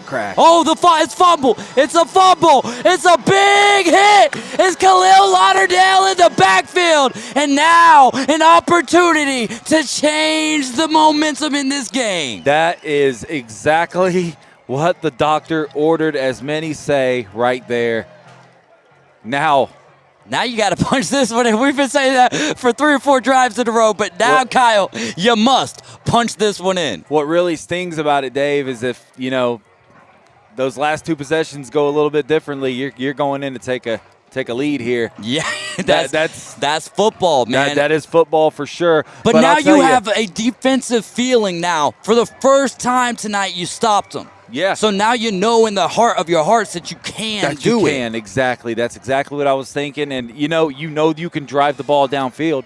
You just have to prove to yourself now that you can finish one of those drives. Yeah. And I'll tell you, man, a 2-possession deficit at halftime is a hell of a lot better than a 4-possession deficit at halftime. So, come on. Here we go. From the 45, it's 1st and 10 after the turnover on downs. Mainland might be bringing pressure. Sammy's going to bounce in, then bounce out. He is going to get the carry, and he is going to be corralled towards the boundary. He'll lose a couple of yards there, making it 2nd and 12.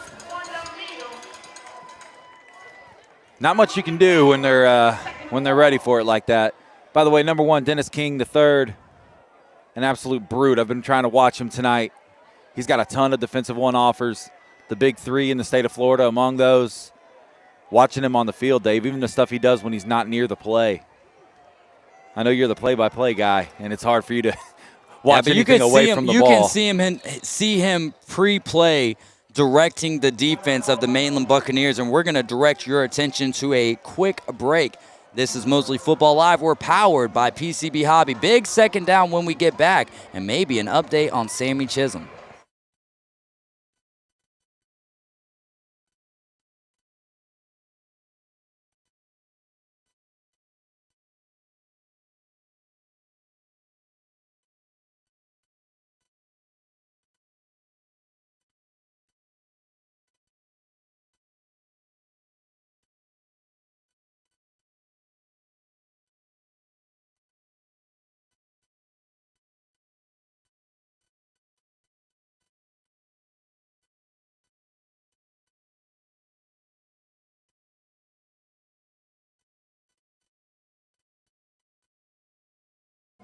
Here comes the Mosley offense. Sammy Chisholm did go off of the field. Not entirely sure what the issue was. Didn't see like he was limping necessarily, but now Khalil Lauderdale is in the game, left of his quarterback, J.P. Holsenbach.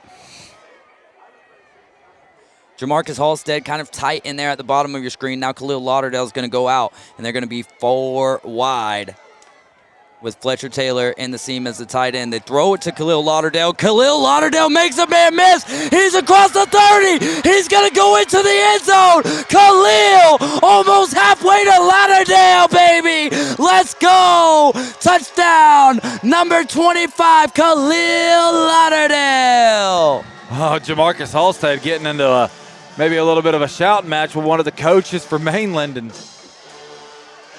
what a play right there, Khalil Lauderdale. Man, that was impressive. Much needed. It felt like it was snuffed out from the beginning. Now, there is a little bit of time left on the clock, but right now all you're worried about is score, score, score. And they have made the score 27-13, pending the athlete's foot. Extra point here. Talon Moore. JP Olsen backs at the 10. The snap is good. The hold is good. The kick is up. That will split the uprights. Your score here is 27-14 with twos across the board. 2:22 left to play in the Price & Sons Fencing second quarter of action. I'm David Hayes along with Kyle Wright. This is Mosley Football Live, and we're powered by PCB Hobby.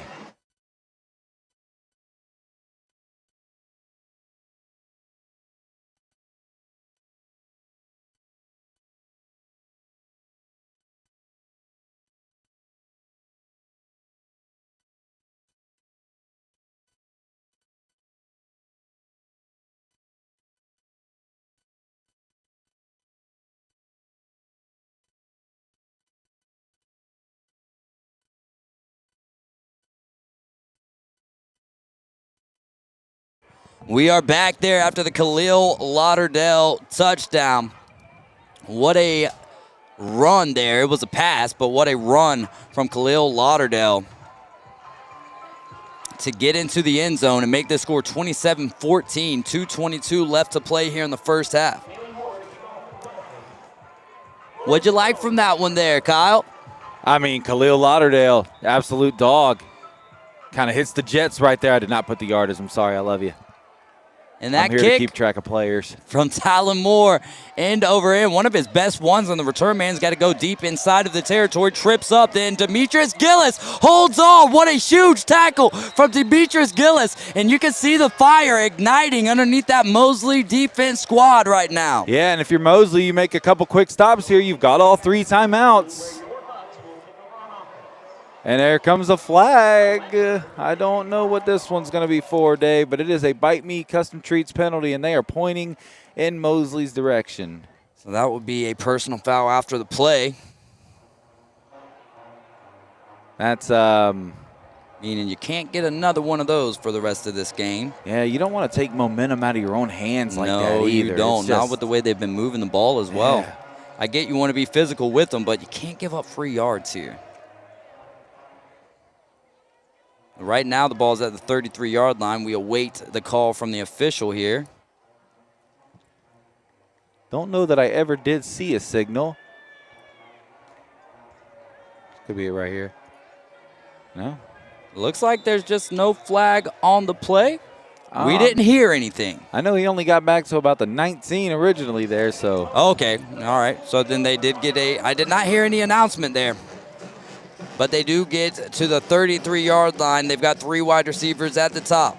They're going to fake the give to Braylon Simmons. He's looking over the middle of the field, and number 5 goes up to make an incredible grab. Jaden Parks with a great grab there, and they get inside Dolphins territory to the 40-yard line. And it was great defense by Christian Brown right there. I mean, he was all over the ball carrier and the ball, but.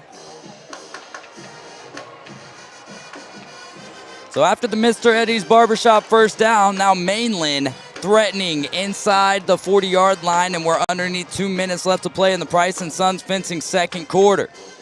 Number 4 is in motion.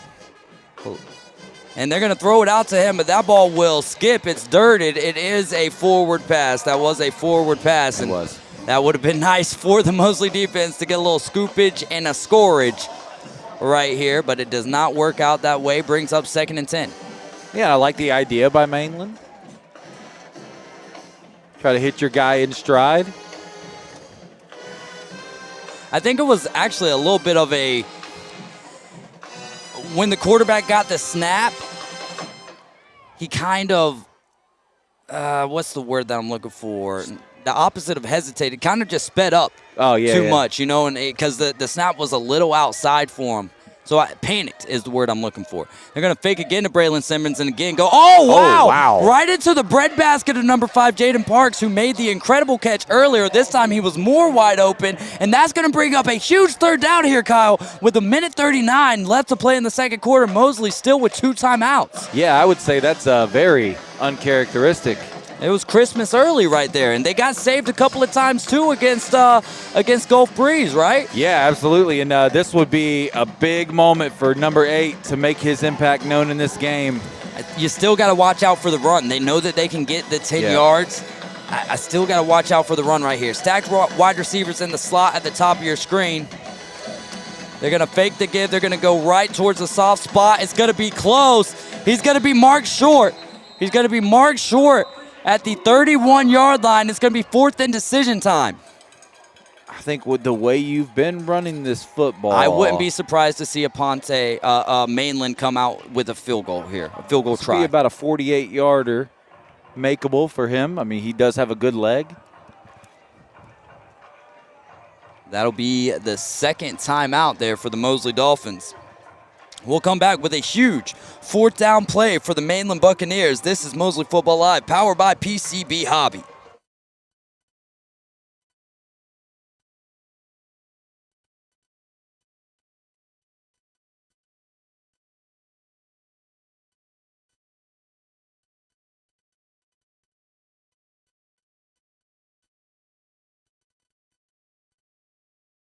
Big 4th down upcoming. It's 4th and 1 from the Dolphins' 31-yard line. The Buccaneers need to get it across the 30-yard line. We've got a minute and a half left to play here in the Price & Sons Fencing second quarter. David Hayes along with Kyle Wright. You're tuned in to Mosley Football Live. Stacked wide receivers split out to either side of the offensive line. They're going to go straight up the gut. He's stopped. Who is it? It is Wyatt Fleming. No, that's 8, baby. It's Cole Archambault. Cole Archambault on the stop. It looked like the big neck of Wyatt Fleming getting through, but Cole Archambault with a tremendous stop, and Mosley's going to have an opportunity to cut this to a 1-possession game, depending on how this drive unfolds. That is huge right there.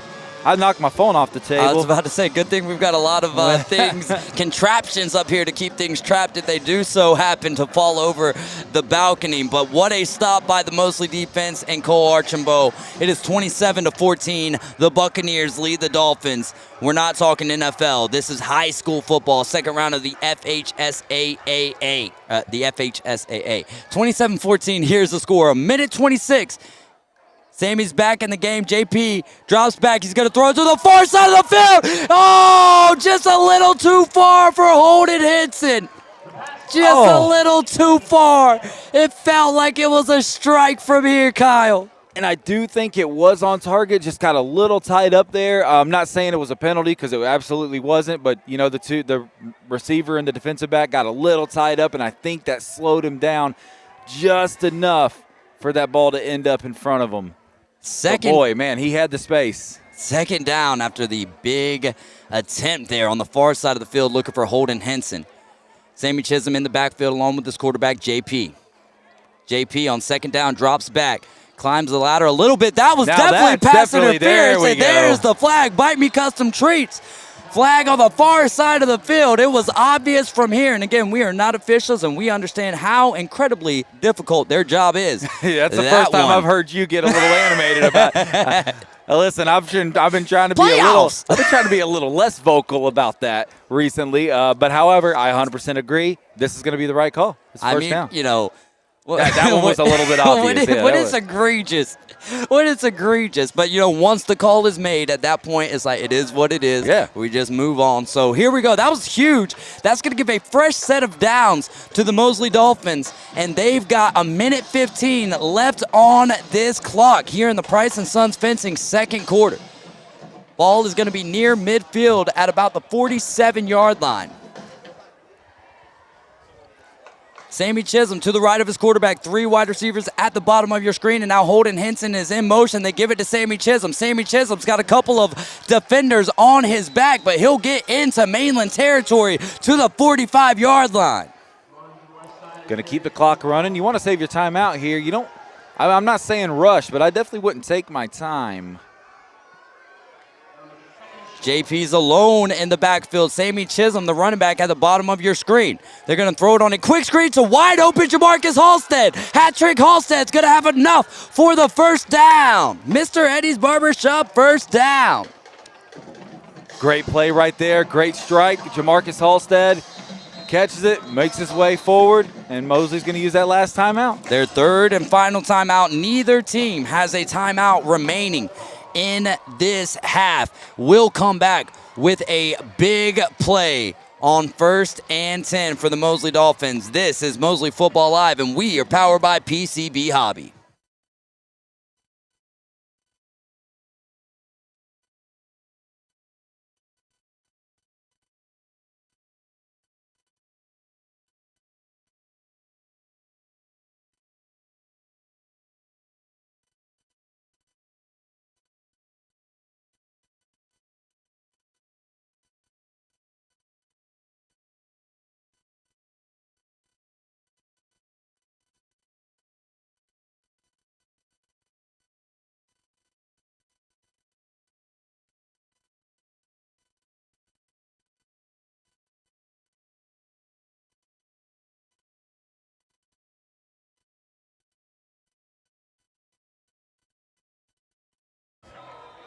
Here comes the Mosley Dolphins offense after they break the timeout. Scores 27, Mainland. Mosley 14, 43.9 left to play here in this second quarter. Brought to you by Price & Sons Fencing.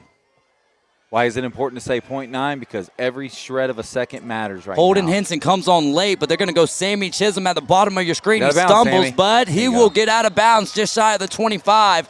That'll be close to a Mr. Eddie's Barbershop first down. That's it. That's what you got to do. Find the sideline, get some yards, make your way out of bounds, stop that clock. No timeouts left. I will say the one thing you can't do here. Take a sack. You cannot take a sack. From the 28-yard line. You are allowed to throw the ball away. I do want to just say that out loud. Sammy Chisholm is going to motion from the backfield as we'll get a flag fly, and that's going to be a false start. The clock's not moving, so it should not affect that, but it will back them up 5 yards and make it 2nd and 6. So now back beyond their 30-yard line to the 33. They need to get that ball to the 27-yard line of the Buccaneers. 2 wide receivers at the top of your screen. Holden Henson outside, and inside of him is Carson Griffin. Sammy Chisholm is at the bottom. They're looking middle of the field. They're wide open to Fletcher. There you go. Taylor. Fletcher Taylor is going to have enough for a Mr. Eddie's Barbershop first down. I will say that those yellow lines on the field confused me for a second. He almost got a first down. JP Olsen back under center, and they clock it with 30.6 seconds left on the game clock, and it'll be 1st and 10 from the 12-yard, or 2nd and 10 after the spike. 2nd and 10 after the spike from the 12-yard line. The drama is heightening. Yeah. Mosley has made some big stops to be able to climb in this game. If you're just joining us, this score was 7-0 Mosley, then 27 Mainland. Now it's 27-14. Mainland still in control, but this is a big-time drive. We've been here in this position a few times tonight. 2 interceptions, 1 for a touchdown by the Buccaneers defense. JP Holstenbach's looking at Jamarcus Halstead. He's got to use his feet. He's going to have enough to get to that yellow line that looks like a first down, but it's not. Though. You got to get on it, and you can't clock really this. You cannot clock this. I don't like him being under center here. Oh. No, why? Hey, there you go. There you go. That will be a Bite Me Custom Treats. Look at Jace penalty. Jernigan, big slime. And you got to be careful not to retaliate Whoa. right here. You got to be careful not to retaliate if you're Mosley. You need to get back in your huddle and receive your free 15 yards here. And it will be it should be half the distance to the goal, I would imagine, from the ball spot. Personal foul. We'll see where they mark this ball. It's at the 10 right now. Should go to the 5, yeah. In theory. This is a big play. 15.1, or a big call here where that ball goes from the 10 would make sense. At the 5, it goes to about the 4.5-yard line. Nose of the ball right around the 4-yard line. 15.1 seconds. Fresh set of downs after. Oh, no, it is 3rd and short. 3rd and short here. Talon Moore out to kick the Talon field goal Moore. with 15 seconds left on the clock. I don't know. I am as confused as you are right here, man. Because you still have a whole nother down. It's 3rd down right here. Yeah. There's got to be something here. There's got to be something here. Delay a game. So what's the... A lot of confusion here. The only thing that I could think after the delay of game is that it gives Talon a better angle.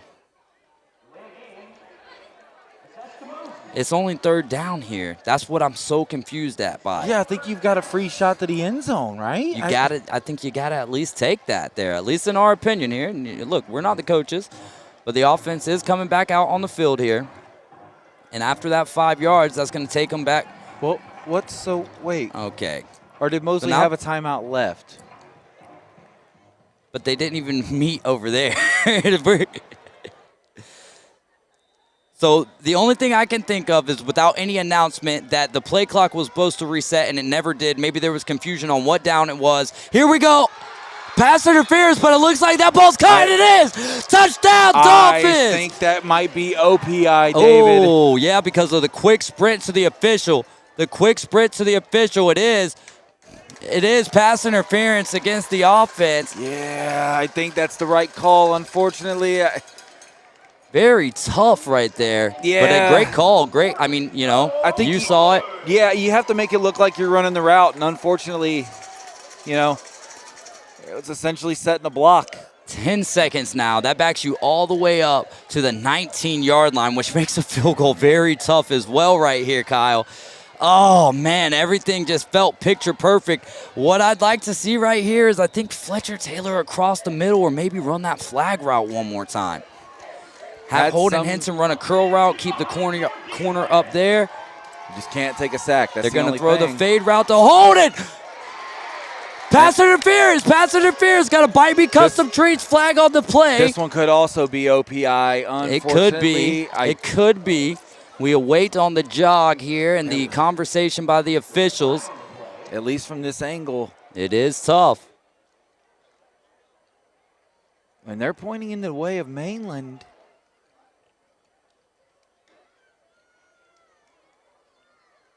We await the call here. They're waving no it off. No flag on the play. That's a tough flag to pick up because there was definitely something there. But again, we'll always do our best here to agree with the officials. And then this is what's going to happen. With 4.9 seconds left, Talon Moore and the kick team is going to come on to attempt a 36-yard field goal. This ball is at the 19-yard line. Yeah, it is. I mean, I get it. So about a 37-yard field goal, rather. Kick is up. Oh, my gosh. I think it went through. Kick is good. Wow. Talon Moore got as close to the lower left corner as you can. And now this is a 10-point ball game at the half. It is 27-17 after the athlete's foot field goal of 37 yards. Kyle, we're going to take a break. That was the end of the Price & Sons fencing second quarter. When we come back, it's going to be the K&L Skaggs heating and air conditioning third quarter, where we'll talk a little bit about what's been hot and what's been cold. You've been tuned into Mosley Football Live. For Kyle Wright, I'm David Hayes. We're powered by PCB Hobby.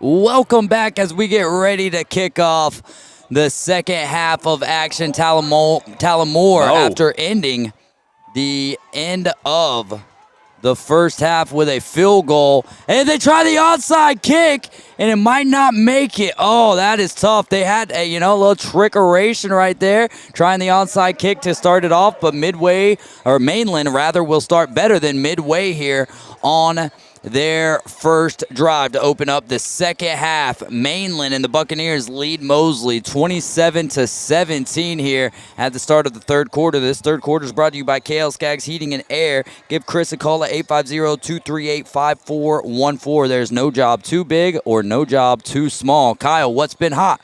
What's been cold? Well, what's been hot is the offensive execution of Mosley. What's been cold? The offensive execution of all right. The finishing. The offensive drives until they get into the red area have been hot, but then there's been a couple of turnovers that have turned into big-time points for the Mainland Buccaneers as they get ready to start this third quarter here from the Mosley 44-yard line. Stacked wide receivers on either side of the offensive line, and now a man in motion from the bottom to the top of your screen, but they give it to Braylon Simmons, and then he'll be tackled by two Mosley defenders after crossing the line of scrimmage, picking up about 2 there on first down. Lucky to get that. Mosley Dolphins defense starting to swarm a little bit. That's why, I understand the aggressiveness, and I do admire it in a way, going for that extra point, or going for that onside kick, excuse me. But I feel like your defense is kind of starting to find a rhythm. Little trickeration, though. That's kind of been the MO of the last 3 or 4 weeks for the Mosley Dolphins, as they're going to go Braylon Simmons, but the quarterback, Sebastian Johnson's going to keep it. Sebastian Johnson's going to take a knee after gaining enough for a Mr. Eddie's Barbershop first down to the 33-yard line of the Mosley Dolphins. Thought he may have gave himself up just a little before that, but keep it going nonetheless. I believe my phone is turned up pretty loud, so I'll turn that down. Trying to keep up with that Florida State, North Carolina State game. Yeah, What's the score there? it was 7-3 when I turned it off out of frustration because Tommy Castellanos is an actual quarterback, so I don't know right now. They're going to fake the give to Braylon Simmons. They sling it outside to number 4. Number 4's got a couple of blockers in front of him, and then the smack has been laid down by the Dolphins. He'll get to the 30-yard line. That is Christian Cooper. It's a big hit. And again, they're hitting them with some frustration. They're hitting them with some passion. The key is you just got to find them in open space. Second down from the 30. They need to get the ball to the 23-yard line of the Mosley Dolphins. 2 wide receivers at the top of your screen and 2 at the bottom. Running back about a yard behind the quarterback. They're going to fake the give to him. They sling it out, and Christian Brown tries to corral him, and he won't. It'll be Tullamore that makes the tackle after the receiver gets inside of the 15-yard line to pick up a first down, brought to you by Mr. Eddie's Barbershop. That's a little frustrating. Caden Flores on the grab. He's been absolutely spectacular tonight for that wide receiver position for the Mainland Buccaneers. Fresh set of downs, 1st and 10 from the 13-yard line of the Dolphins on the near side of the field. Stacked wide receivers split out to either side. Simmons to the left of the quarterback. They fake the give, then sling it out to number 4. Number 4 is going to be taken down by a couple of Mosley defenders. Again, that is Christian Cooper on the reception. Get some pressure in, try to make a big hit, try to force something crazy here. At this point, you're looking for maybe a turnover, maybe a big play on third down if you can get them there. Force them to a field goal attempt. Yeah, force them to a field goal right here will be huge as we're underneath 10 minutes, almost underneath 9 minutes here to play in the KL Skaggs Heating and Air Conditioning third quarter. Second down, and there is pressure all over Sebastian Johnson. No. Khalil Lauderdale slips. He's going to throw it up. Oh, wow! Right over the head of Demetrius Gillis. I think- And a flag flies. A flag flies. Might be custom treats. The last time we saw the side judge sprinting over to the official, it was OPI after a touchdown. That was on Mosley. Let's see what the call is going to be here. Well, we got 2 flags, Dave. One came in a little bit later than that first one, which I believe is going to be a hold against Mainland. And that's judging off the body language of the number offensive 4, line here. Christian Cooper as well, not having very good body language as it looks to be against the Mainland Buccaneers. We await the call. They are walking backwards. Ineligible man downfield. Ineligible man downfield. Okay. And that is going to change maybe not the momentum, but the perplexion of this particular drive here. And the important thing to note is that they can still get a first down just inside the 5. But this is going to be a lot further to go here. That's going to back them up a good ways. Well, here's what I was going to say, Dave. Not only did they get that, but there was also the penalty that came in after that I thought maybe could have been assessed also, because if one of them's on the play and then one of them's after the play, are they both assessed? Was there a dead ball? That's what penalty? I'm. I mean, that's nothing what was I was trying to figure out. I nothing guess was called, in though, my so. mind. They're back further than I thought they would be, but they're only back 10 yards. So that's I'm not good at this. From the 26-yard line, it is second and a long ways to go. They need to get inside the 5 to the 4 of the Dolphins. Sebastian Johnson drops back. He's got room to run, and he's going to take a big hit. Then a flag flies. Not entirely sure what was up with that.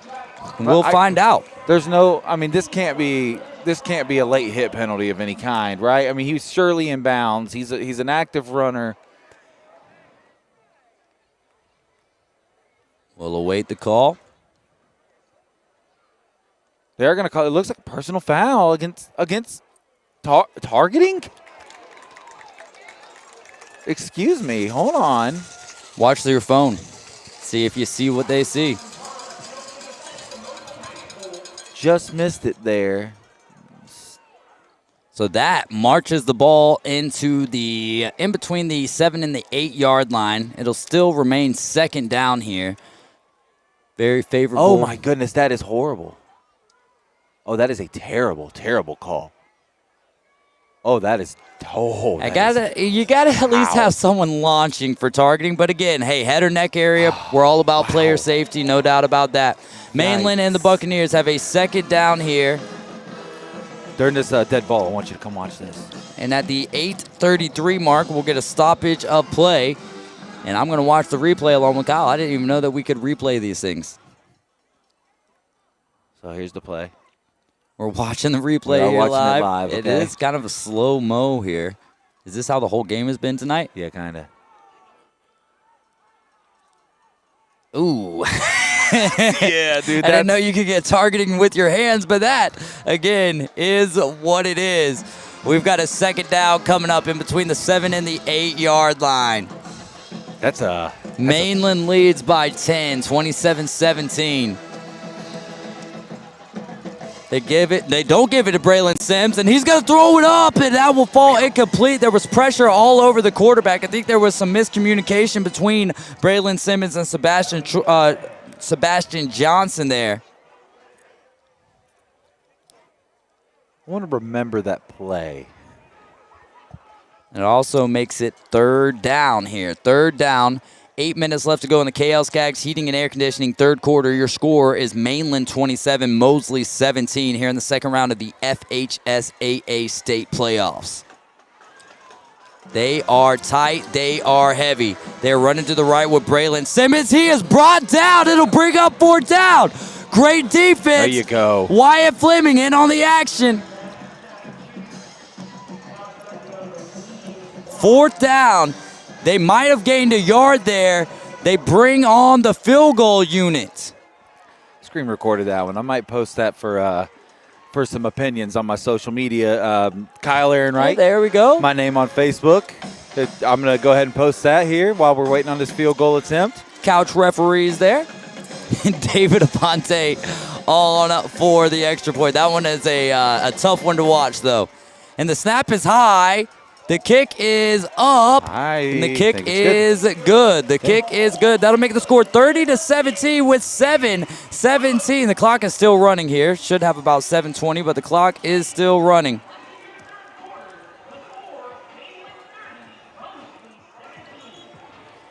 Hopefully they get that fixed. That's actually a really big deal. We've lost about 20 seconds so far on the game clock. It's still running at this point, down to 6:58. That's got to be fixed, yeah? Yeah, I mean, hopefully they remember how much time was on the clock. I don't think the officials have noticed now.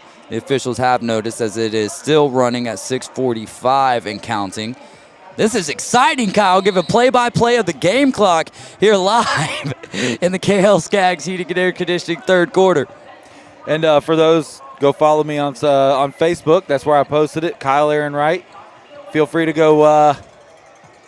Feel free to go check that one out. My Facebook profile is public, so I did just post that highlight. I'm really curious to see, though. Are they going to fix this, or are they just going to stop? Because that's 30 seconds. Yeah, that's a big deal. That's 40 seconds, my brother. 40 seconds, yeah. Yeah, that's a big deal. That's.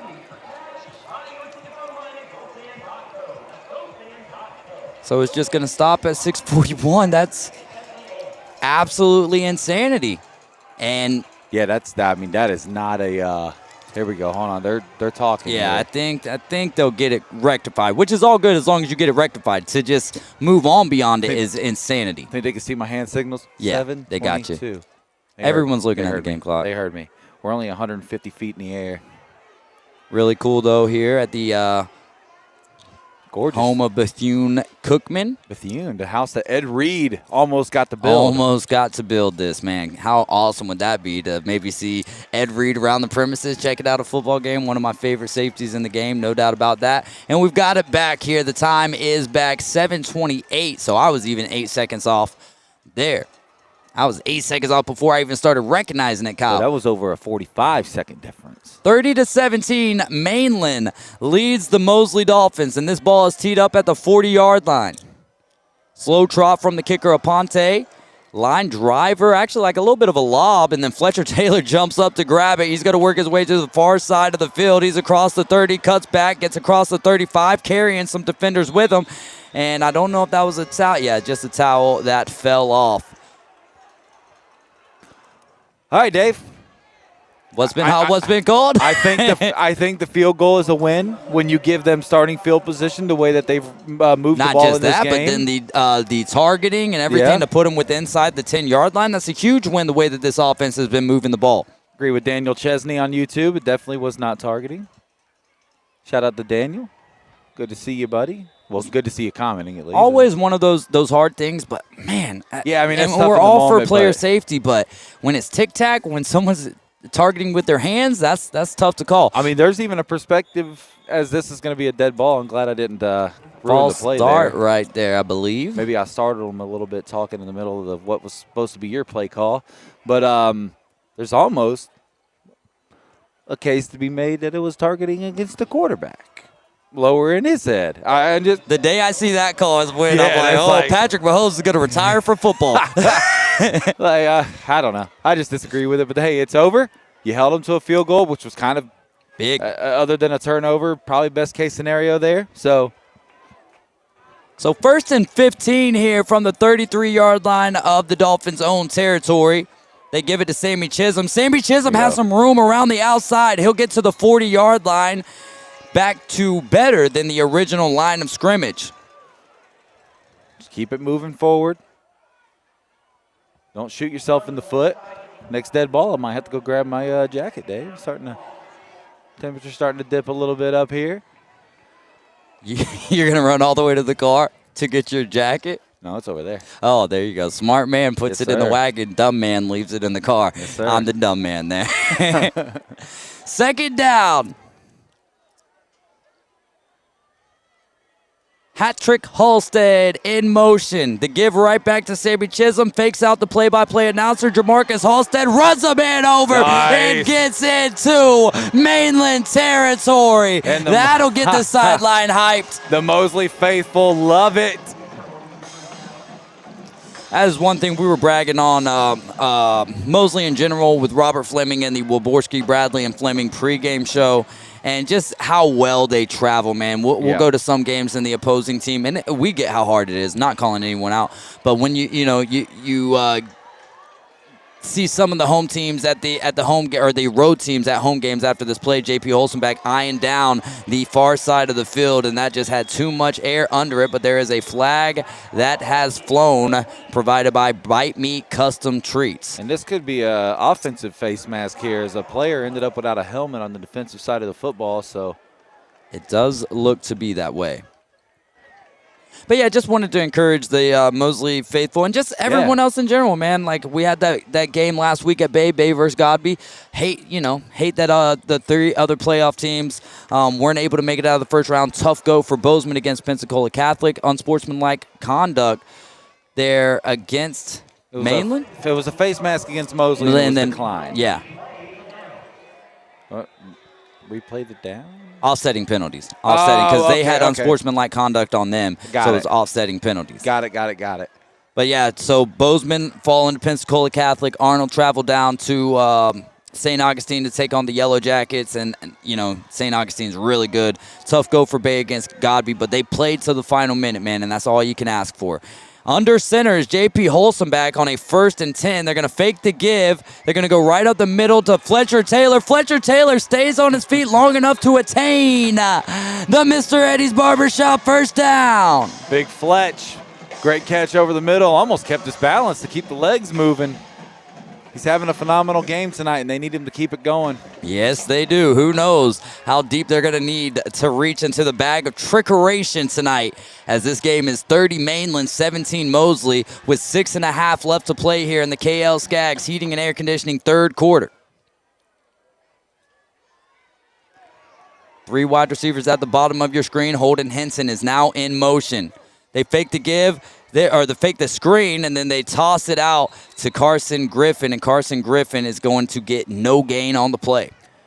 During the next dead ball, I'll give a score update, and because it is relevant to this game, so we will check that at the next dead ball.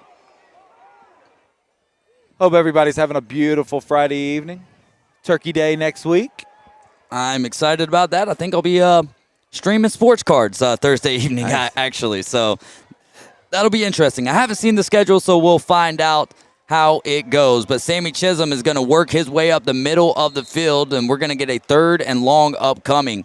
And that is one thing you have to say about this Mainland defense.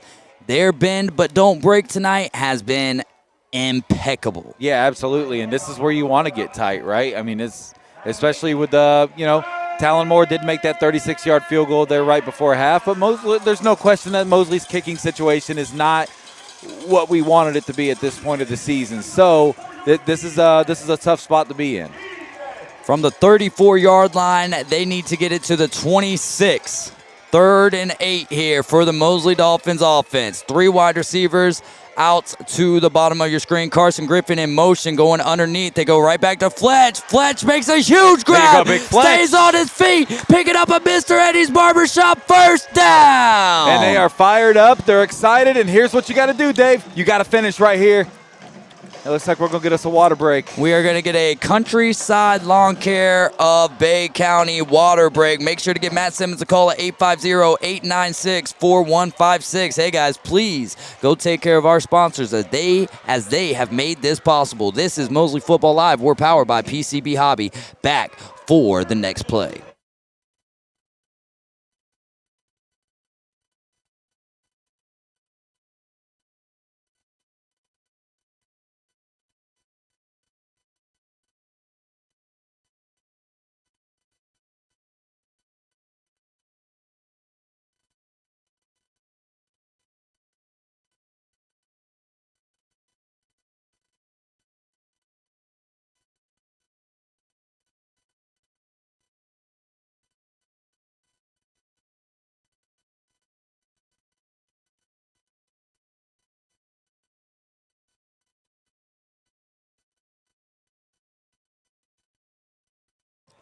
Here comes Mosley. They've got the ball at the 16-yard line. At the 16-yard line, it'll be a fresh set of downs after the Mr. Eddie's Barbershop first down. 30-17 is the score here. 1st and 10 from the 16, far side of the field, split wide receivers. Now, man in motion. And it's Fletch, but they look back the other side of the field, throws it up, and a pass interference flag will fly. Okay. Lord willing. What do you say, Kyle? What are you saying? You think that's going to be OPI right there? No, I don't think it's OPI. I don't think it's DPI. Okay, you think that their feet got a little tangled up down there? I think I'm just judging off of what the the flag flying. It is pass interference. Maybe that's what the conversation's about here. Pass interference on the defense. Oh, well, I might delete the targeting video. That was. Hey, when it's bad, we're gonna try to be. We're gonna try our best to be down the line. That one. You watch the replay. Tell me what you think after that replay right there. J.P. Holzenbach is under center here. I will rewind that one and check that one. Caleb Capps and Fletcher Taylor move from the right to the left. Now man in motion is Henson. They fake the give to him. Toss it out to Sammy. Sammy's got some room. He's out the middle. He's into the end zone. Touchdown, number 4. Sammy Chisholm brings this game just a little bit closer. 30-23, pending the extra point. What a run on a 16-yard. Wait, what was that? About yardage-wise there from Sammy Chisholm. About 10 right there from Sammy Chisholm. Beautiful play as they scored early in the game on a end around from Holden Henson. This time they fake it to Holden, and they go golden to Sammy Chisholm on a toss to the far side. That touchdown brought to you by Beach House Sales and Development as the athlete's foot heads onto the field to attempt the extra point. It's Talon Moore. I think I owe the faithful two at the Dolphin Chirps, by the way. That kick Great is up. kick. I did see a Bite Me. Oh, my goodness. Bite Me Custom Treats. Flag flown in. Yes, a flag did fly in. We've got a one-score ball game on our hand, Kyle. It's 30-24, but we've got some laundry. I want to say it's going to be on Mainland, which would move Mosley up to about the 45-yard line of Mainland, and maybe do they try? Okay. Do they try the onside again? Are they going to assess it on the kickoff, or are they? Well, we'll have to be assessed on the kickoff. Okay, yeah. It will be assessed on the kickoff. It is wild being in this collegiate stadium that we haven't had mic'd up. Running into the kick, that we haven't had the officials mic'd up. Yeah, which I kind of thought that's what this guy was for, that they set up over here to our No, right. that's for the radio. So they have a radio broadcast here in Daytona. Yeah, that's what an actual radio soundboard looks like. Okay. That's for their crowd mics right there. They have a wireless mic system, which is actually very ingenious to have the receiver outside where it's not dealing with as much interference on the inside. Imagine that. So here we go. The score is 30-24. The Mainland Buccaneers Guess I can update the score on the thing. lead Sorry, the Mosley Dolphins, but this game has been back and forth. Now, to remind you guys, Mosley jumped out to a 7-0 lead. Then it was all Mainland from there, 27-7. Now Mosley has climbed back in this game, and Mainland did add in that field goal here to make it 30. But what do you say, Kyle? And just to be truthful, we were up here kind of talking about how, if we're being honest, Mosley was dead to rights. And now it's a ball game. Quarter and a half left to play here. Another onside kick. Oh, it was so close. It took the hop that you needed. But Mainland will take over, and that's I love that call right there. I love Even it if right we did it there. earlier, we've got the extra yards. Let's go ahead and do it. Yeah, absolutely. I mean, that's the spot to do it right there. And here you go. A defensive stop, Dave, and now the tables have turned, but we will take it moment by moment. Absolutely. Here on the Mosley Football Live broadcast. Again, we'd like to thank Dermatology Associate Skin and Cancer Center, Rosemary and Thyme, Sonny's Barbecue, Tzatziki's Mediterranean Cafe, Wilborski, Bradley, and Fleming. And I promised a score update during the next dead ball, and I kind of whiffed over that. But it's pretty much official. Ponte Vedra is up 38-3, and that is actually final. 38-3. So 38-3, Ponte Vedra wins. So that confirms that the winner of this game will go to Ponte Vedra next Friday night on Black Friday. And we get a stoppage from the White Hat. Delay of game on the offense.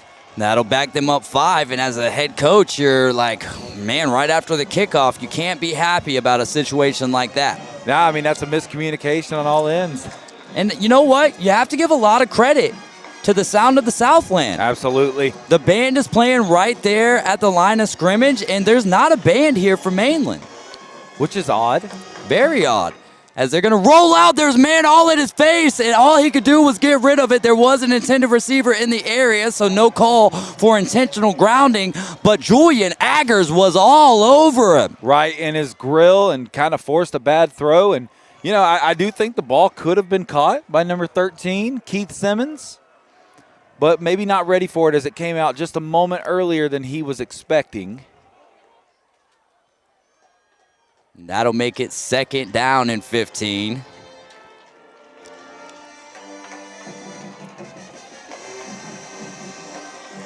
Look, I want you to look here At that this, bottom comment. Yeah, you saw it? Yeah.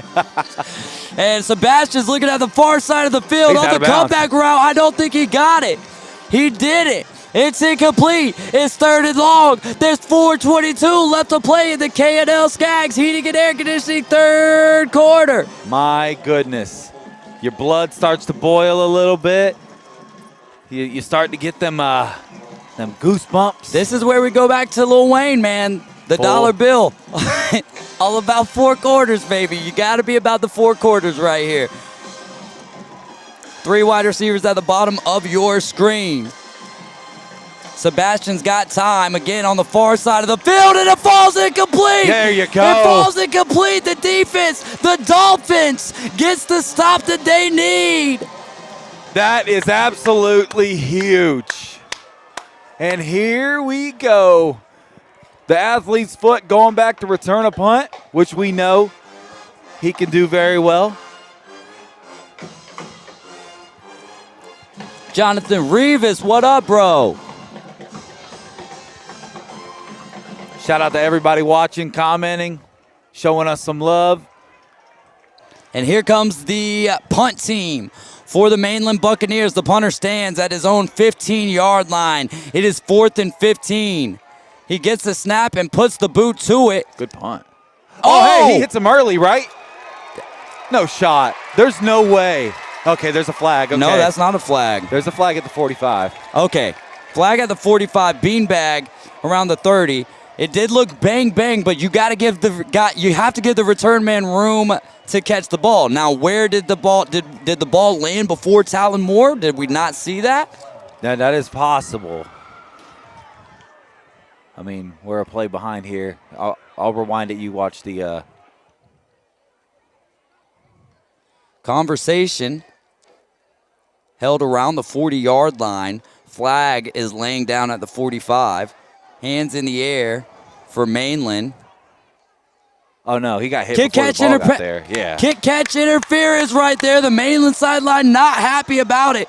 Kyle's watching the replay. Yeah, he sees the verification like a blue check mark on And Facebook. I'll surely, here, I got it ready for you as well if you want to check it out while I kind of break that down. I mean, he was literally speared out of the air as the ball's coming down. yeah. I mean, there's no question about that one. That's Shout out to Dorica. Shout out to Dorica with the Mosley Band. There we go. absolutely. There's a lot of comments pouring in, and we are obviously trying to pay most of our attention to the football game itself. So if we miss some comments, we are sorry, but go ahead and drop them in there, and Well, let's drop this on them. yeah. That right there just changed the momentum even more so of this game, as now Mosley is going to start at the 40-yard line of the Buccaneers, down 6 here in the 3rd quarter with 4:02. Holden Henson in motion. They're going to give it to Sammy Chisholm. Sammy Chisholm with a burst of speed. It's going to get near the line he needs. That's first down. To pick up a first down. They're going to move them. That is a Mr. Eddie's Barbershop first down. This is why we play the game, Kyle.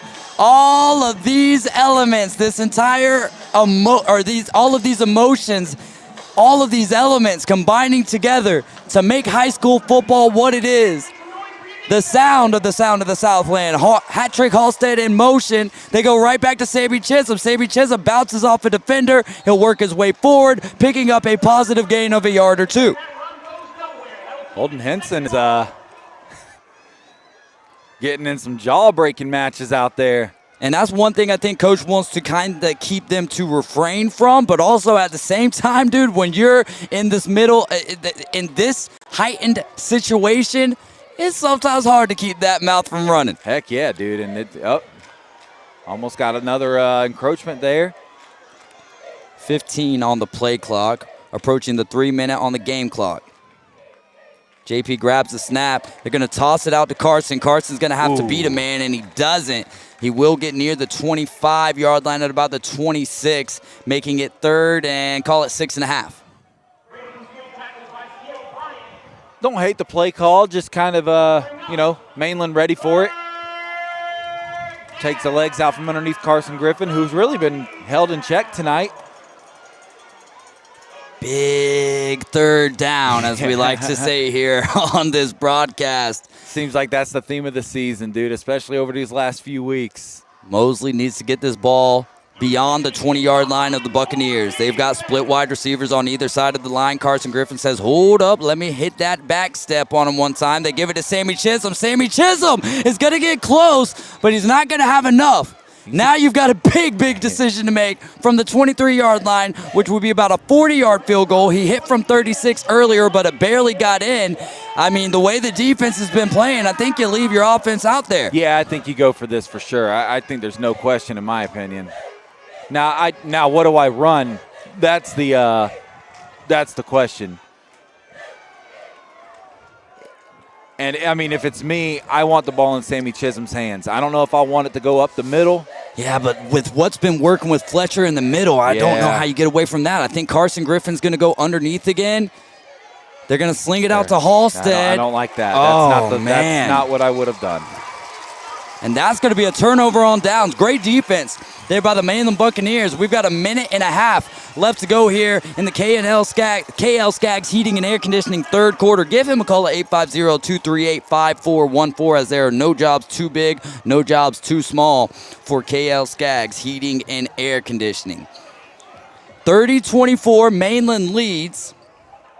A minute and a half, give or take. Well, we'll give 6 seconds because I can't take away from the game clock. But a minute and 36. We've already tried that tonight. Yeah, that's true. Yeah, the play call right there. Not a huge fan of it. And here comes Mainland. They've got 3 wide receivers at the bottom of your screen. Pressure comes from Mosley. There go Braylon Simmons, and he's going to stay on his feet. What a powerful run by number 6 of the Mainland Buccaneers. Yeah, that was impressive. I've just always been of the belief, Dave, that on fourth down, the ball, if it's going to be in the air, has to go beyond the sticks. I don't disagree with you, Ben. Second and about 6 here. They're going to sling it outside to number 4, and he's going to get around the perimeter, and he'll have enough for a Mr. Eddie's Barbershop first down himself. A couple of key notes right there. First of all, very good blocking and just great ball carrier vision, because if he takes that to the inside, he probably doesn't get the first down, but he takes it to the outside, and it's just great vision, great blocking. 1:04 left to play here in the third quarter. The score is Mainland 30. Mosley 24. Second round of the FHSAA playoffs. Split receivers here for Mainland. They go to Braylon Simmons again, and a hole opens up. He almost had that ball out, though. That was Khalil Lauderdale and Carson Griffin, and Khalil almost got that bear claw around to rip the ball out. Way to hold on to it by Braylon Simmons. Heck of a running back. If you're watching and you see number 25 everywhere tonight, I do want to let you know that's not a senior for the Mosley Dolphins. No, that's a freshman. That is a freshman. That is a true freshman, as Kyle would like to call him. That counts. Second and short here. The ball is posted up at the 43-yard line. You don't get the Chad Powers players out here. There's 36 seconds left. We've had a ton of confusion here on this play just based on the substitutions alone. It's almost felt like a timeout. 25 seconds left to go. Now Fletcher Taylor comes on. That's Fletch. Fletch is in. Wyatt has to come off, I'm guessing. Wyatt, might be an equipment player safety issue there. We've seen that a lot, especially down the stretch this year. I want to say really starting with the Niceville game, really started to get on to the youngins about having that mouthpiece out. Which, hey, Get it in, man. But they watch college football in the NFL, and they see the guys with them not having it in. So, oh, wow, big hole opens up for Braylon Simmons. Then he comes right back. He's across the 30. He's across the 20. Touchdown, save, and tackle will not be made. Oh, it will. What an effort there. What an effort to get him down. Hey, another bend don't break situation right here. You need a turnover, there's no doubt about that. But a valiant effort by the Mosley Dolphins defense to bring him down when he had nothing but daylight in front of him. Yeah, I mean, great pursuit, great job to get after him, but you could have drove a truck through there. That is true. And it looks like they're going to take this to... That is what it's going to be. It's going to bring us to the fourth quarter. Mainland holds a 6-point lead over the Mosley Dolphins. 1 quarter of action left to play here in this second round playoff game in the FHSAA state playoffs. I'm David Hayes along with Kyle Wright. This is Mosley Football Live. We're powered by PCB Hobby.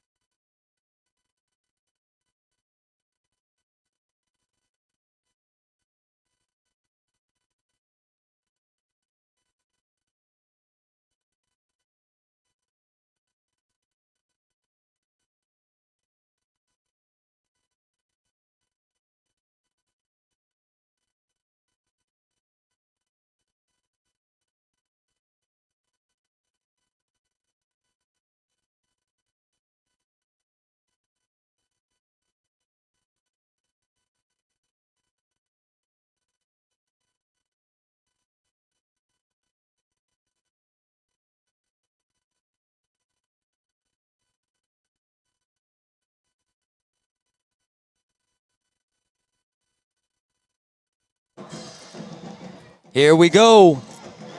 First and goal for Mainland.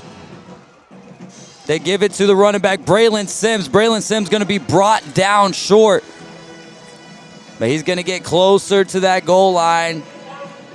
To about the 2-yard line. Maybe in between the 2 and the 1 there, Kyle. Yeah, I mean, fell forward. That's what you want your runner to do. Simmons now behind the quarterback. They go right back with him. Crash does Julian Aggers and brings him down. Big third down upcoming. And this is an interesting situation here. It looks like they're going to bring in the running package, Dave. Number 17. It's a big fella. Oh, boy. Saw this with Lincoln last week. Number 52. We heard about 52. Let's see. There's a few of them in there. My goodness gracious, son. We saw Lincoln do this last week, and this is a jumbo package. Jumbo, they're heavy that way. Then they toss it back to Braylon Simmons, and it was read perfectly by the Mosley defense. My goodness gracious. What attention to the ball. If I'm Mainland, there's no way I don't go for this. If I'm Mainland, I kick the field goal because then that puts me up 2 possessions. Game, yeah. But I don't see the field goal kicker coming. Yeah, there he is, 42. Okay. David Aponte. David, I got to tell you, I'm trying to block this field goal. Oh, yeah, with everything in me. Yeah, and there was changes still 3 points again is a huge win for your defense. There's no doubt about that, but I'm hoping for something. We've seen bad snaps tonight. Yeah, I mean, we did see him miss an extra point earlier. And if I'm... Man, Cole Archambault right there in the middle. Just jump up as high as you can, man. You never know. Some of these kicks are low. It's low and outside. He had the stutter step. I think he still got it in. Wow, and then the flag goes down. Yeah, that'll be roughing the kicker. And that's going to be a first down, Dave. Yep. That's going to change things for him, but he did hit that field goal. Man, big ups to David Aponte right there because to in the middle of your momentum going towards the ball, having to hold up like that and then still kick it, very impressive.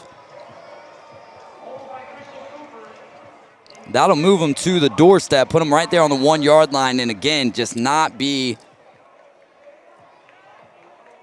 a good thing for the Mosley Dolphins.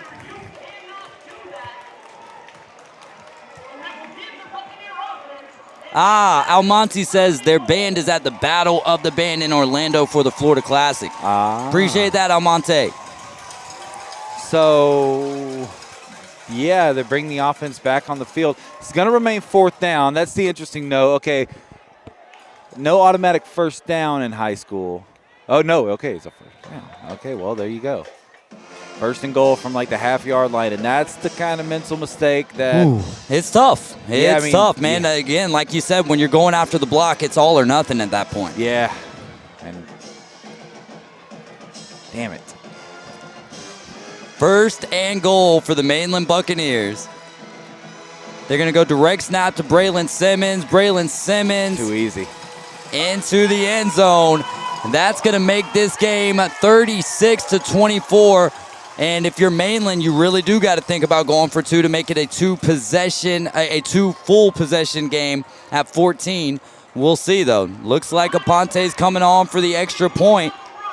So they feel comfortable with a 13-point lead with 9:55 left to play here and what could be the final quarter of action for these Mosley Dolphins. They have to dig deep right here. Kyle, I'll tell you, in the fourth quarter, though, last year, they were down 21 and ended up on the doorstep. Here's an opportunity for the extra point. The kick is up. It will split That's the no up. good. No good. Was that on this side of the So wide right, yeah. Dude, since my right eye has been going, my depth perception is so bad. They call that the Harrison Butker kick. 36-24 is your score here with 9:55 remaining in the final quarter of action in the second round FHSAA playoff game. I'm David Hayes along with Kyle Wright. This is Mosley Football Live, and we're powered by PCB Hobby.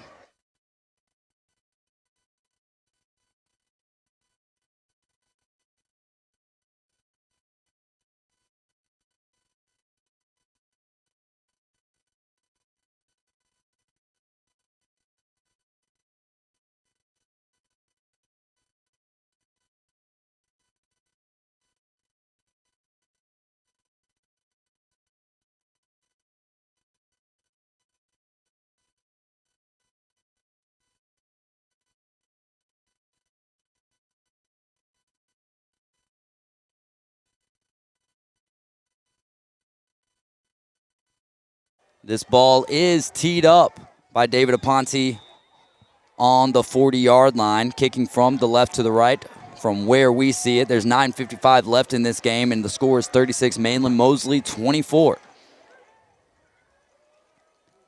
That kick is end over end, and it is received there by Julian Aggers. Aggers cuts back up the middle of the field. He'll get across the 25, and that is where the Mosley offense next drive will take place. All you got to do is score. All you got to do is score.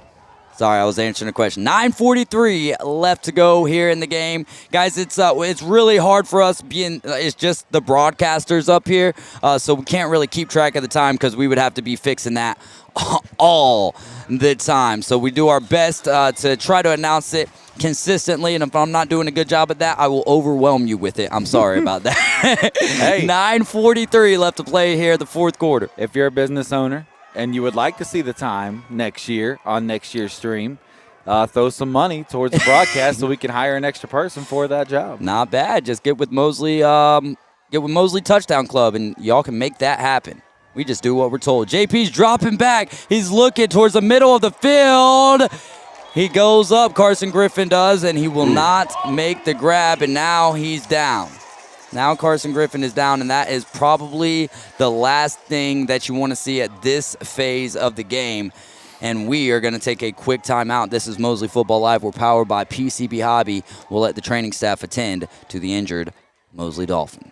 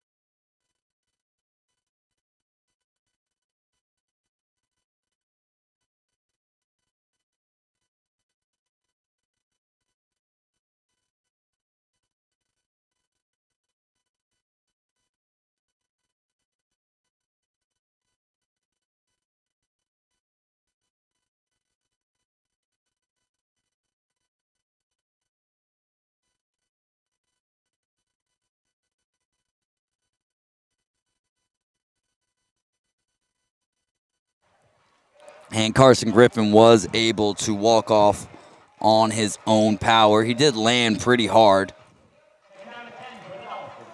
Oh, yeah, for sure. So hopefully nothing too serious. As a big second down upcoming for the Dolphins offense here. This time they give to Sammy Chisholm. Sammy spins. He'll get near the 30-yard line for a nice pickup.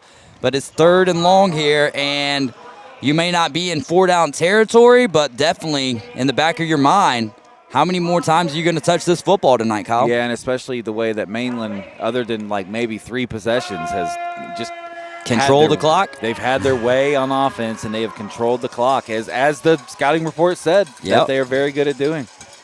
3rd down here. Split wide receivers for the Mosley Dolphins. He's looking far side of the field.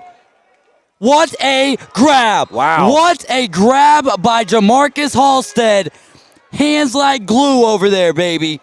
First down brought to you by Mr. Eddie's Barbershop. I was kind of looking for the spot there for a second. I thought they were maybe just a little bit behind where he got it, but nonetheless, first down. Great pass, great catch, toe tap on the sideline. Love it when they're able to keep the control there. Substitution being made here, and time out Mainland. How about a shout out for number 89, Thomas Manley from Sydney Beverly. He is a senior this year, so shout out to Thomas Manley. Also shout out to Frank Wright, who we saw in the comments a few minutes ago. No doubt. Big shout out to Frank Wright, man. Miss you, brother. Hope you're doing well. I would say that none of this happens without Frank Wright. I think our cameraman's going to get a little shot of the of Daytona Motor Speedway over there. There you go. How about that? We're feeling like an official broadcast tonight. Yeah, it's off in the distance. I mean, you can barely see it, but well, when you see those red lights, those red lights are that flashing. Is Daytona. Yeah. So I mean, we don't got the best cameras in the world, but we're doing the best with what we got. It's gorgeous, man. You and I had the opportunity, Dave, and the blessing, really, to make our way there a few years ago for the Daytona 500, and man, what an event that was for us. 8:51 left to play here in the 4th quarter of action. Mainland leads Mosley 36-24. 1st and 10 after the big catch from Hat Trick Halstead, who had 3 touchdowns last year via the air. Sammy Chisholm battling for as many yards as he can get, but he'll just get back to the line of scrimmage. Clock is moving, 8:40 left here. PA announcer's fired up here. He's been doing a great job tonight. I agree. 2nd down and 10 for your Mosley Dolphins. JP drops back over the middle of the field. What a grab! He climbs a ladder! He climbs a ladder. It's Carson Griffin back in, and he goes up and climbs the ladder to grab it. First down brought to you by Mr. Eddie's Barbershop. You never want to speculate what an injury is, especially with a high school kid, but I think maybe had the wind knocked out of him there for a second. As JP's going to drop back, he gets that pump fake. He throws it back over the middle. Oh, my goodness. Ball is almost picked off. Doggy. As David had him a little coughing spell there, it is very humid up here. I was actually reading texts from people, so shout out to Joe Tannehill and Team Dynasty and Beth Mulvey with Beach House Sales and Development, our touchdown sponsor here. Big shout out to Ryan Mulvey. Make sure y'all check out the Inside Drive podcast Tuesdays and Thursdays. But Ryan's been doing a little bit better. We've got a good report, at least what I heard from Beth and from Ryan. Beth on Facebook and then Ryan personally. Just, man, so proud of that man. And then also all that Beth has done as well along the way, and everyone else in the community who has just gone all hands on deck and helped out in that situation as they can. And Sammy Chisholm is going to bounce back and forth, but JP Holstenback's got a man wide open. But that will fall harmlessly to the ground and bring up a harmful 3rd down. Well, hold up. There is a flag right there at the 34-yard line. Did he get a little extra jersey? That's in the area of holding. There's also a pass flag interference. At the 38. I think it could be a defensive hold, and it is. Wow. Now, that's not an automatic first down, but it should move the chains. If it moves the chains, it'll be a first down. And it Sometimes you'll be backed up 30 yards. It'll be 2nd and 30. You get a pass interference. Well, that's not a first down. In college, NFL, yes. In high school, you have to get past where the chains are. From the 35, it's first down. They fake to the outside, look deep, come back to the outside on a little bit of a screen route and a little extracurricular. Coach Tommy Joe Whitten up and down, looking for a Bite Me Custom Treats flag and will not get one. Now, momentum, I will say from my perspective, without being able to watch the replay here, it does feel like momentum was taking both players out of bounds. But if I'm a coach, I'm never happy about seeing one of my players slammed right in front of me. No, of course not. And, I mean, it was close. Oh, yeah. 2nd down here from the 32-yard line. There's 7:49 on the game clock. Fletcher Taylor in motion from the left to the right. JP's eyeing him down, but boom, goes over the top to Sammy Chisholm on a little wheel route from the running back. And guess what? Let's hit the barbershop. Mr. Eddie's Barbershop, first down right there. I like it. I need to go get a trim soon. Shout out Donnie Owens. Shout out David Lee. Got to show some love for the people that are in them comments each and every week. We also had a shout out for Austin, who is the bass drummer for the Mosley Dolphins, sound in the Southland there. JP drops back. He's looking to the top of our screen. It is just a little too high and outside for Jamarcus Halstead. The last one was a penalty, but we've seen JP just be a little long on his passes tonight a few times. Very uncharacteristic. Now, one thing that I haven't noticed on JP, and this is actually not pointed out by my own vision, but by J.D. Muzinski, on the right leg of J.P. Holstenbach is a piece of equipment that we haven't seen this year, and that is one of those knee braces looking like Peyton Manning out there. I did not I mean, I saw it, but I didn't really think much of it. But, you know, setting your feet and throwing the ball downfield when your lower body's not fully healthy. JP looking. He's got time to scramble. Then he readjusts, and that ball comes out. I think Mosley recovered. Right. So that would be an incomplete pass in the NFL, right? Again, without watching, he might have dropped it, but it felt like he was throwing. There was a throwing motion. I'm not trying to advocate for it either way. Well, I will say this, Dave. Either way, that's going to end up a tough situation, but I mean, I think a fumble would probably be ideal for Mosley right there because there was no receiver in the area, and that ball certainly doesn't get back to the line of scrimmage. So the fumble is the good call. Fumble's the beneficial call of the two because that could have been an intentional grounding for sure. Underneath 7 minutes to play here. 7 minutes. Underneath 7 minutes. 36-24 is the score. Mainland leads. Carson Griffin in motion. JP's looking that middle of the field again and throws it too deep. And for the third time tonight, JP Holstenbach is going to be intercepted by the Mainland Buccaneers.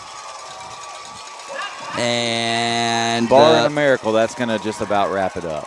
Now, Mainland's got to go 90-something yards, but now not only do you have to stop them, and they're going to try to take as much time off the clock, but then if you do stop them, then you have to score, and you got to score rather quickly, and you got to save all 3 of your timeouts right now because you're going to end up being a possession down. So that one hurts. I mean, there was no chance for a field goal right there. A field goal does you no good at this point in time of the game, and then plus also, what's that, like 50-yard field goal?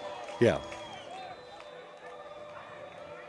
I mean, here's the fact of the matter. You know, Mosley has not played their best game tonight, but it needs to be pointed out that this Mainland team, they're good. They're good. And once again, my opinion is that they should be the number 1 seed in this region. And, I mean, very well could get that debate settled next week. Braylon Simmons, the running back, and the Mosley Dolphins crash, but they got me too. And the quarterback takes it out of the end zone for a nice carry. Wow, I was excited about that, but for no reason. Only got a couple yards there. The important part is, though, that clock is moving, and Mainland, I mean, you should be in no rush to snap this ball. 6:15 shows on the game clock. There's more than 30 seconds on the play clock. It's 36-24, the Mainland Buccaneers. They're already lining up the snap, but there's 25 seconds left. There's no way. They are going to snap it. The quarterback is going to keep it again. What a play by Carson Griffin to readjust his body in the air. The quarterback, Sebastian Johnson, was getting close to the line of scrimmage, but I still think he was behind it. And then he dumps, trying to go over Carson Griffin, but Carson Griffin makes a heck of an athletic play right there. I am, well, hold on. What's this? Oh, we're going to get a official timeout? All right, get a little Countryside Lawn Care of Bay County water break here. Countryside Lawn Care of Bay County specializes in the complete year-round lawn care of homes and businesses. Give Matt Simmons a call at 850-896-4156. How about a big shout-out to all of our quarter sponsors this year? golfwithj.com. Call him at 770-584-3506, or you can email him directly at jhenley80, that's the number 80, 80 at gmail.com. He focuses on 4 key components: grip, posture, plane, and pivot. And he's got over an adult's life worth years of experience. 19 years of experience. Tiptoe.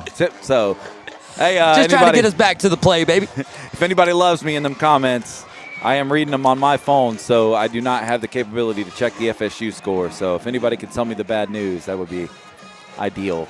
Third down, 5:56 on the game clock here. Mosley needs a stop. Rolling out is the quarterback, Sebastian Johnson, and it falls incomplete. So you're telling me there's a chance. Boy. So you're telling me there's a chance. It's not hopeless. It's not hopeless. 5:49 remains, and you would like to think with high school punting that Mosley's going to start this drive within their own 50. Now, who knows, Kyle? The punter is backed up into his end zone. Well, I'll tell you one thing. You just do not touch Stay away. him. Do not touch the punter. But here's the thing. How often have we seen those high snaps and just creating confusion for the punter? Let's see what happens right here. As the Buccaneers, go ahead. Imagine having 3 points against NC State in the third quarter. My goodness. I think I'd be switching my fandom up. No, I'm just kidding. Never bandwagon. Never bandwagon. No, absolutely not. Stick with them through the thick and the thin. That ball is punted, and it is wobbly. It will take a Mosley bounce. Mosley's going to be starting better than where I predicted. They're going to be starting inside the 35-yard line here of the Mainland Buccaneers with 5:41 remaining in this fourth quarter. I don't know if that was by design, but I'm going to pretend, yeah, absolutely. I agree. FSU's trash. I'm a Florida State fan. Listen, and if you are a Florida State fan like me and you like to listen to other people share your misery, come check out the Nola Doll podcast. First Monday, or the Monday after each and every game. And it looks like we might only have one of those left after this week. So come check us out. Nola Doll podcast. Also, if you want to hear any coverage of high school sports, period, and other sports in general, you specifically need to check Bay County when it comes to high school. Yeah, specifically Bay County high school sports, I should say, yeah. Go check out The Sports Republic with David Hayes and J.D. Muzinski. We just dropped the episode today for this game, essentially right here. Sammy Chisholm's going to run straight into the gut of the defense, and he's still going, Kyle. He's still going. Chug-a-lug, chug-a-lug. Flag flies. Not entirely sure what it is. It might be on one of our players, though. Assisting the runner could be. Oh, that's right. You can't do that in college football. But that's so hard when you're blocking and you don't know, are you blocking your running back or what? I think if they do get somebody, it would be Fletcher Taylor for kind of pulling Sammy along. I do agree with that, and especially from where the flag flew from, it was from the perspective of that official back there. So I do think that was the call. I've never seen that signal, so I assume that's what that was. We have seen it called a couple of times. Back when Sammy Freitas was the quarterback here, I believe Choctaw game had a few of those situations. Empty backfield for the Dolphins. 5.5 left to play in this game. He's looking far side. He's going to chunk it. What a readjustment! They're inside the 5, Kyle! Oh, my. What a throw and what a grab! Big Fletch. Here you go, first and goal. Goal to go. This is where it's been so tough. This area of the field has been so hard for the Dolphins tonight. Mosley has had a hell of a time putting this thing in the end zone. The Buccaneers defense is the epitome of bend, don't break. But Wyatt Fleming is in the game here. You imagine maybe a little wild Dolphin and, well, Don't No, tell me. you did not. Okay. Okay. Woo-hoo-hoo. Yeah, I We're was both with over you. here saying the same thing. Come on, Coach, keep the timeouts. So Mainland now has 1 timeout remaining. Mosley has their full allotment at 3. We're going to come back with this first and goal for the Mosley Dolphins. You're tuned in to Mosley Football Live, and we're powered by who? PCB Hobby.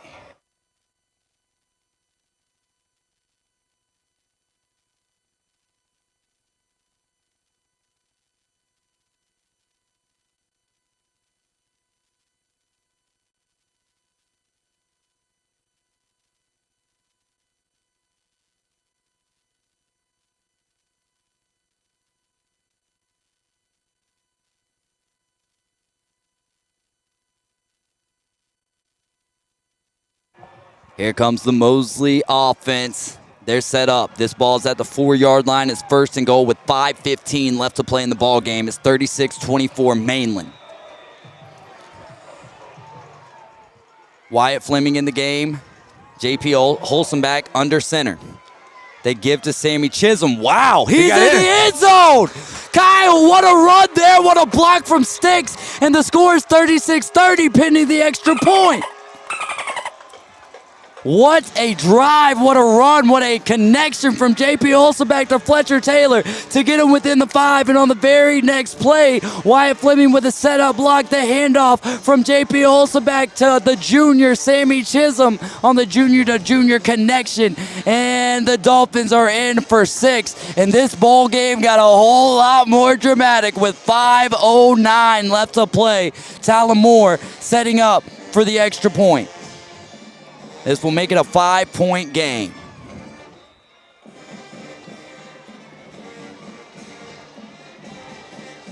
Sound of the Southland in the background. Snaps good, holds good, kicks up. It is good. It is 36-31. Mainland holding on to a 5-point lead with 5:09 left to play in the fourth quarter. Oh, I should have doubled down on the blood pressure medication tonight. What a game by both of these squads. It has been a lot of fun. And it has been, and I want to say this, if you're Mainland, you got to be a little frustrated. And what I mean by that is, like, Mosley was dead to rights. you have dominated this game. Yeah. And truthfully. And Mosley is in striking distance. And I think it comes back to those Mosley mornings. Who wants it more? How bad do you want it?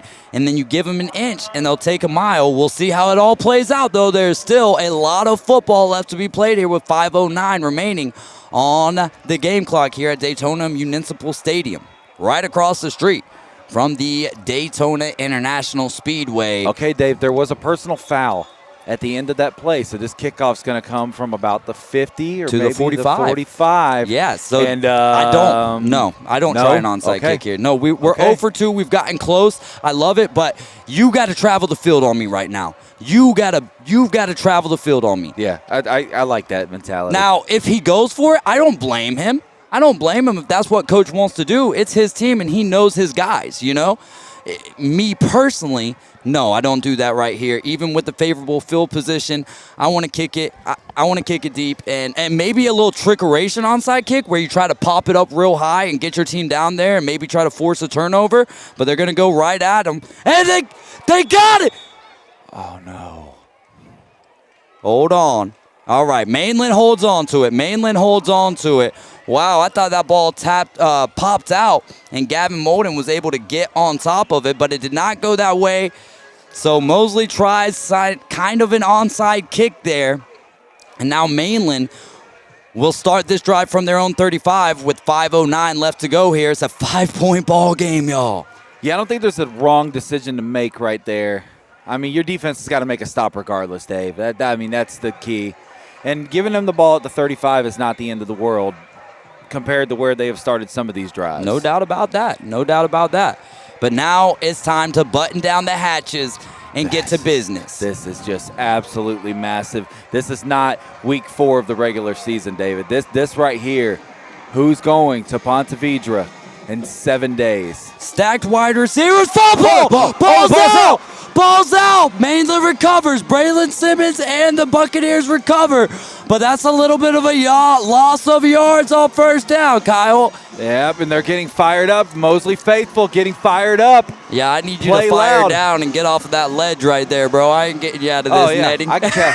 Well, you wouldn't have to worry about that. If I fell into this netting, That's making me scared you being up there, brother. we're good, brother. I got my knees locked in. We're good. Worst case scenario, I'm falling backwards. 4:36 to play here. 2nd and long for Mainland.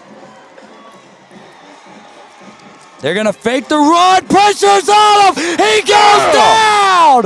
What a sack. Julian Aggers with the sack. The sack-a-lacka, baby. Wow, wow, wow, wow, wow. And you don't have to take a timeout here. You can let the clock go down a little bit, save those timeouts. If you get the ball back, it is 3rd and long. Mainland needs to get this ball to their own 45-yard line. The line of scrimmage is their own 25. It's 3rd and 20. It's 3rd and 20. Nobody behind you. 10 seconds on the play clock. There's 5 seconds on the play clock. 4, 3, 2, 1. Delay of game. Delay of game. Delay of game or timeout. Delay of game. Delay of game. It's now 3rd and 25. Back them up to the 20-yard line. 3:35 left to play in this game. A lot of time did come off that clock right there, though, Kyle. After this stop, you got to use the timeout. If you stop them here, you got to use the timeout, in my opinion. That's what I would do. I'd be 100% okay if he didn't either because he believes in the offense. That's the situation where I will be happy to be up here and not down there. Amen, brother. Time is all day. Number 5 makes the grab, but Christian Brown and another defender come together. And we'll see, what does Coach do? Coach does take the timeout. Coach takes the timeout. It's going to be 4th and about 10, so Mainland might decide, you know what, instead of punt it, we're going to figure it out. But we're also going to figure it out by taking a quick timeout. This is Mosley Football Live. We're powered by PCB Hobby.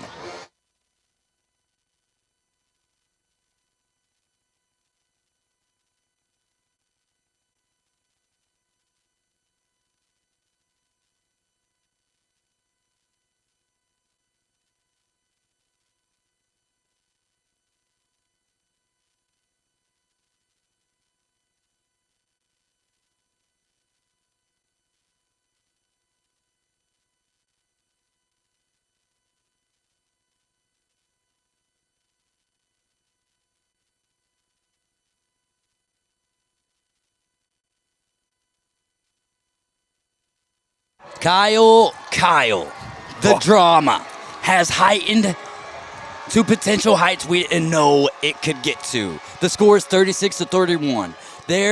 Mainland leads by 5 here. 3:18 left to go, and the punter is on the field for the Mainland Buccaneers, and Talon Moore stands around his own 35-yard line. A little bit of a high snap. Mosley brings the pressure. Not a great punt. Just stay away from it, Talon, and that is going to give Mosley just a little bit more than half a field.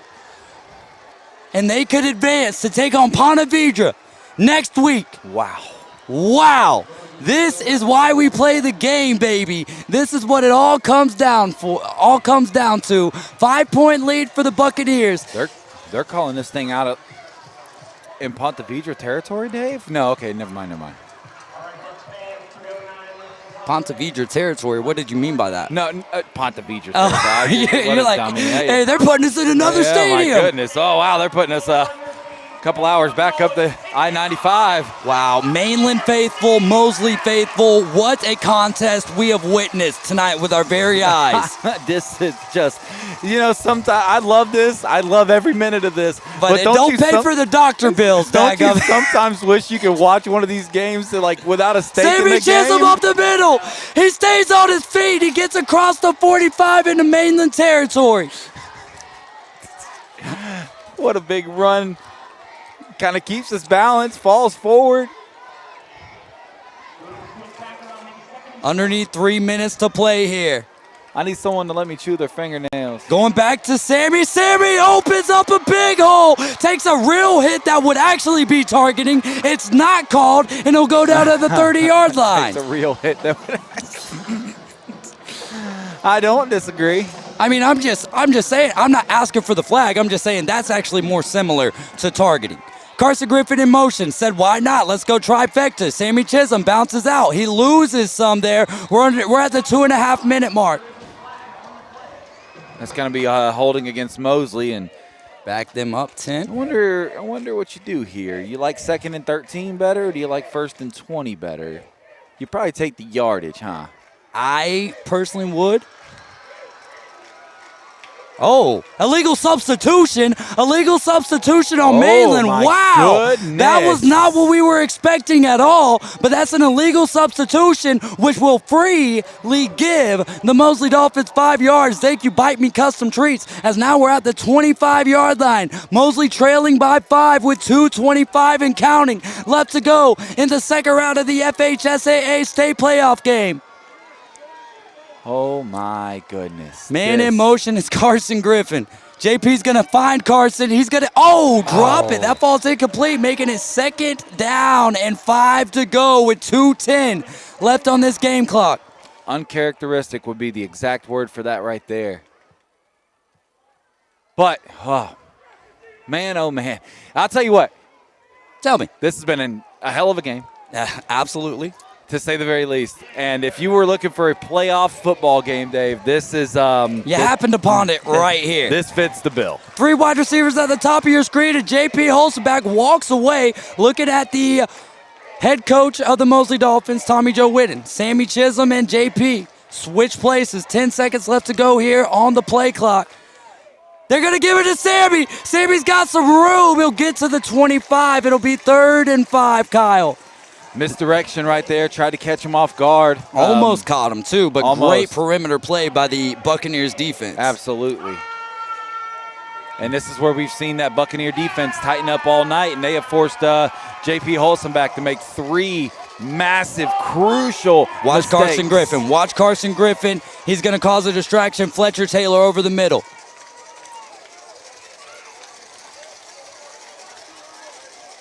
This has been Fletcher. Never mind. Fletcher's in motion. This has been the Fletcher down the whole game. They fake to Fletcher. They go back to Carson Griffin. The ball's intercepted. Oh, my God. The ball is intercepted for the 4th time tonight. That is just that's a bad pass. Flag flies. That's going to go against unsportsmanlike misconduct, I believe, on Mainland. Little excessive celebration. Now, if you're Mosley, you still have 2 timeouts left. You stop them on 1st and 2nd down. Hopefully they attempt to pass to achieve the 3rd down, and then, hey, you can get the ball back with a minute. This isn't over. It's not over, but it is not likely. Ladies and gentlemen, it's Buccaneer football.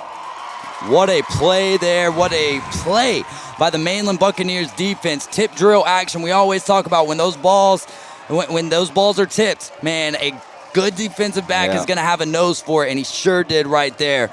And you hate it for Mosley, but you have to commend that Mainland Buccaneers defense. Yeah. I mean, and they made a play when they needed to. The ball was, just insanely high for that kind of play. And JP's been incredible all season long, so I'm not gonna blame him on that. I don't hate the play call there. Coming into tonight's game, I believe J.P. Holstenback had tossed 5 interceptions on the year. He threw 2 last week. It was a low amount. It was I think 5 or 6 sounds about 5 or right. 6. But now he's got double almost digits. equaled that total tonight as the penalty was against Mosley, by the way. So Mainland is now going to start this drive from midfield, which, again, at this point right here, you have to have 3 consecutive stops. Yeah, and you've got to use both of your timeouts. If they get a 1st down, this ball game is over. You need a miracle. Under center is Sebastian Johnson, then backs away. A bad snap would be about the only way you're going to win this game. And that snap is good. Braylon Simmons is going to down to the outside, and he's going to have a nice pickup, getting to about the 42-yard line, making it 2nd and short here. 112. I want to. Well, okay, we'll wait until the nail's in the coffin here. 112 left on. It still says first down over there, but 112 left on the game clock here.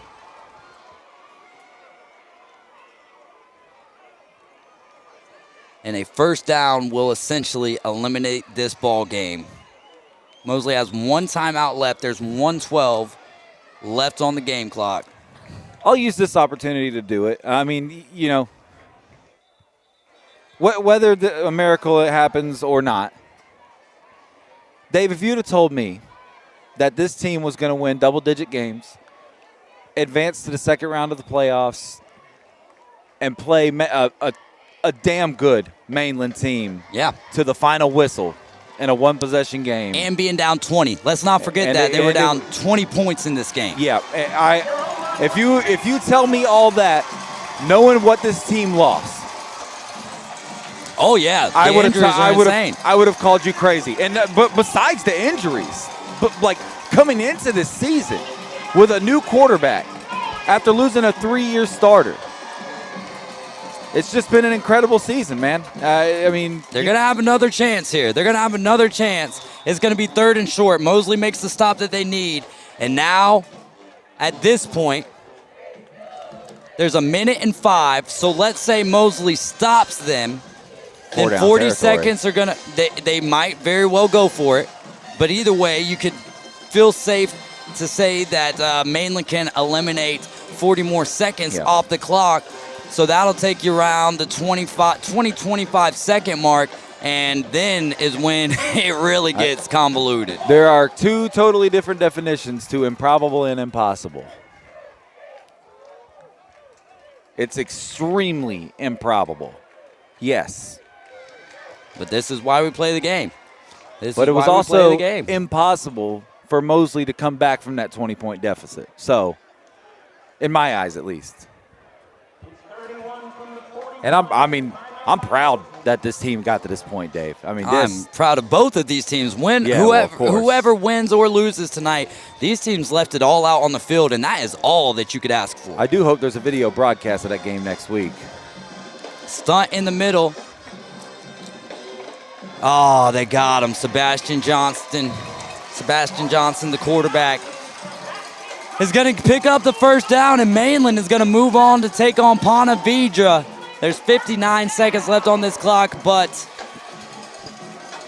Mosley will have no timeouts, no opportunity to stop the clock, and the Mainland Buccaneers are going to go out victorious in this game, and I just hate it for these seniors on the Mosley Dolphins team. Happy for the seniors on the Mainland Buccaneers teams that they get to move on. What a ball game live from Daytona, Florida tonight, as the victory formation will show up. And they'll take one more knee, and that should do it. The play clock hasn't even reset, so there will be a 2-second differential as the play clock is at, well, they got it. Boy. Yeah, I mean, it doesn't really matter, but yeah, one more knee. There it is. And that ball game. is the ball game right there. Kyle, we got to pick a Reliant South Construction player of the game, as much as it doesn't pain us to do so. It's just, you know, in a losing effort sometimes you're just like, ugh, you know, one of those nights. But hey, again, shout out to the coaching staff and all the players over there from Mosley. Heck of a season. Shout out to Mainland and the Buccaneers coaching staff and the players for a hard-fought victory tonight. Good luck next week against Ponte Vedra. Before I thank all these sponsors, my man, or do I need to give you time to think about it by thanking our sponsors? That's what I'll do. Yeah, we'll give you a couple of seconds here. Actually, how about this? YouTube comments. Mosley faithful. I need a player of the game. Who's the YouTube player of the game tonight? You guys have been here for us all season long. We're not going to be back until next season. First name with 3 comments from 3 different people wins. Mosley faithful.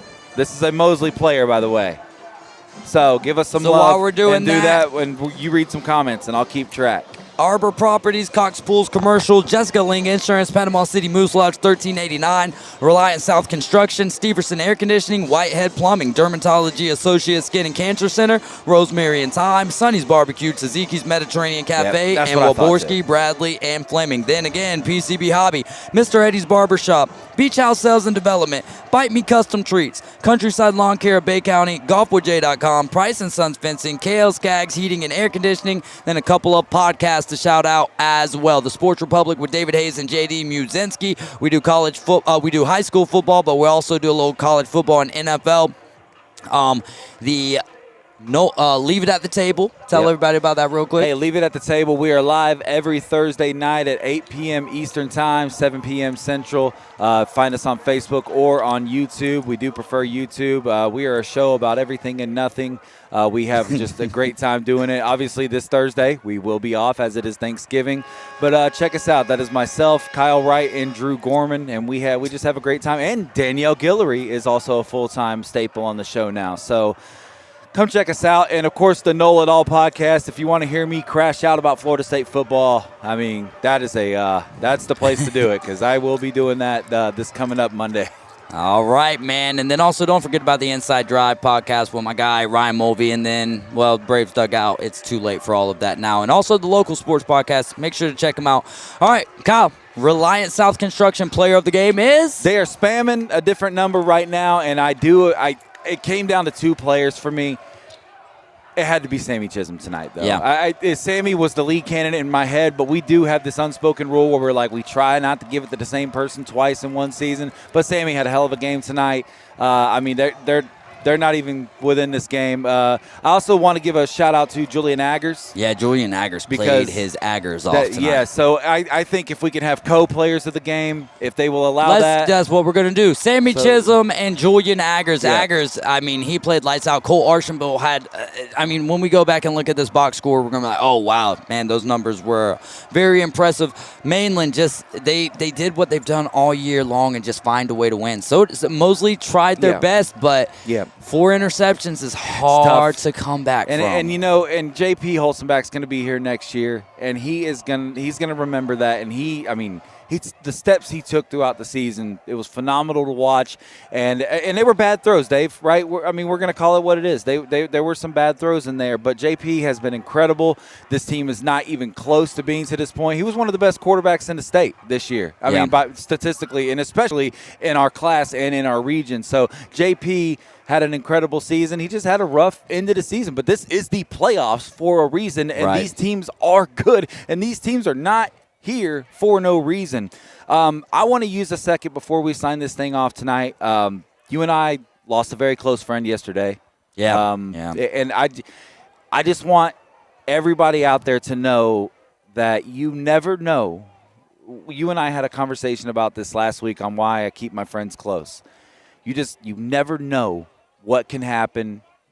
Tomorrow is never a guarantee. So I want everybody out there to text your people, your closest friends and your family and whoever else you deem worthy.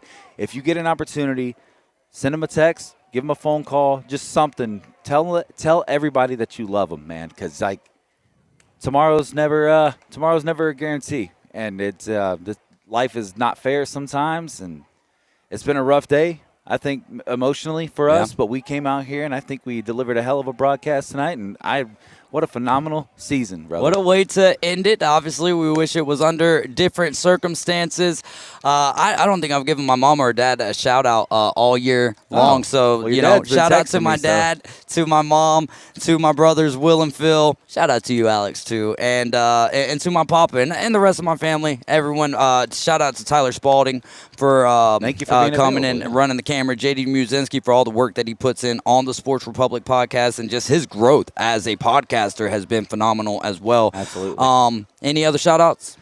Of course, shout out to my wife, Rachel, for allowing me to travel to Daytona Beach, Florida on a Friday in the middle of holiday season and take a day off of work to be here. So, there you go. I have 2 young kids, and they are both an absolute handful. So, shout out to my wife for just being a freaking Yeah. rock star, and that's why, like, let's sign this baby off. Tell him who loves so we him. can get back to And I gotta Patavon go. City. Yeah, big shout out to Rachel. Big shout out to Leanne Fleming, Frank Wright, Yes. Jason Land, the entire Mosley Touchdown Club. Robert Fleming. Robert Fleming for all that he's helped us with. The list is so long, guys. If we Gosh. missed you, just know that we love you. So signing out. Special fan from- love. Special fan love. Oh my gosh, the everybody. comments, y'all.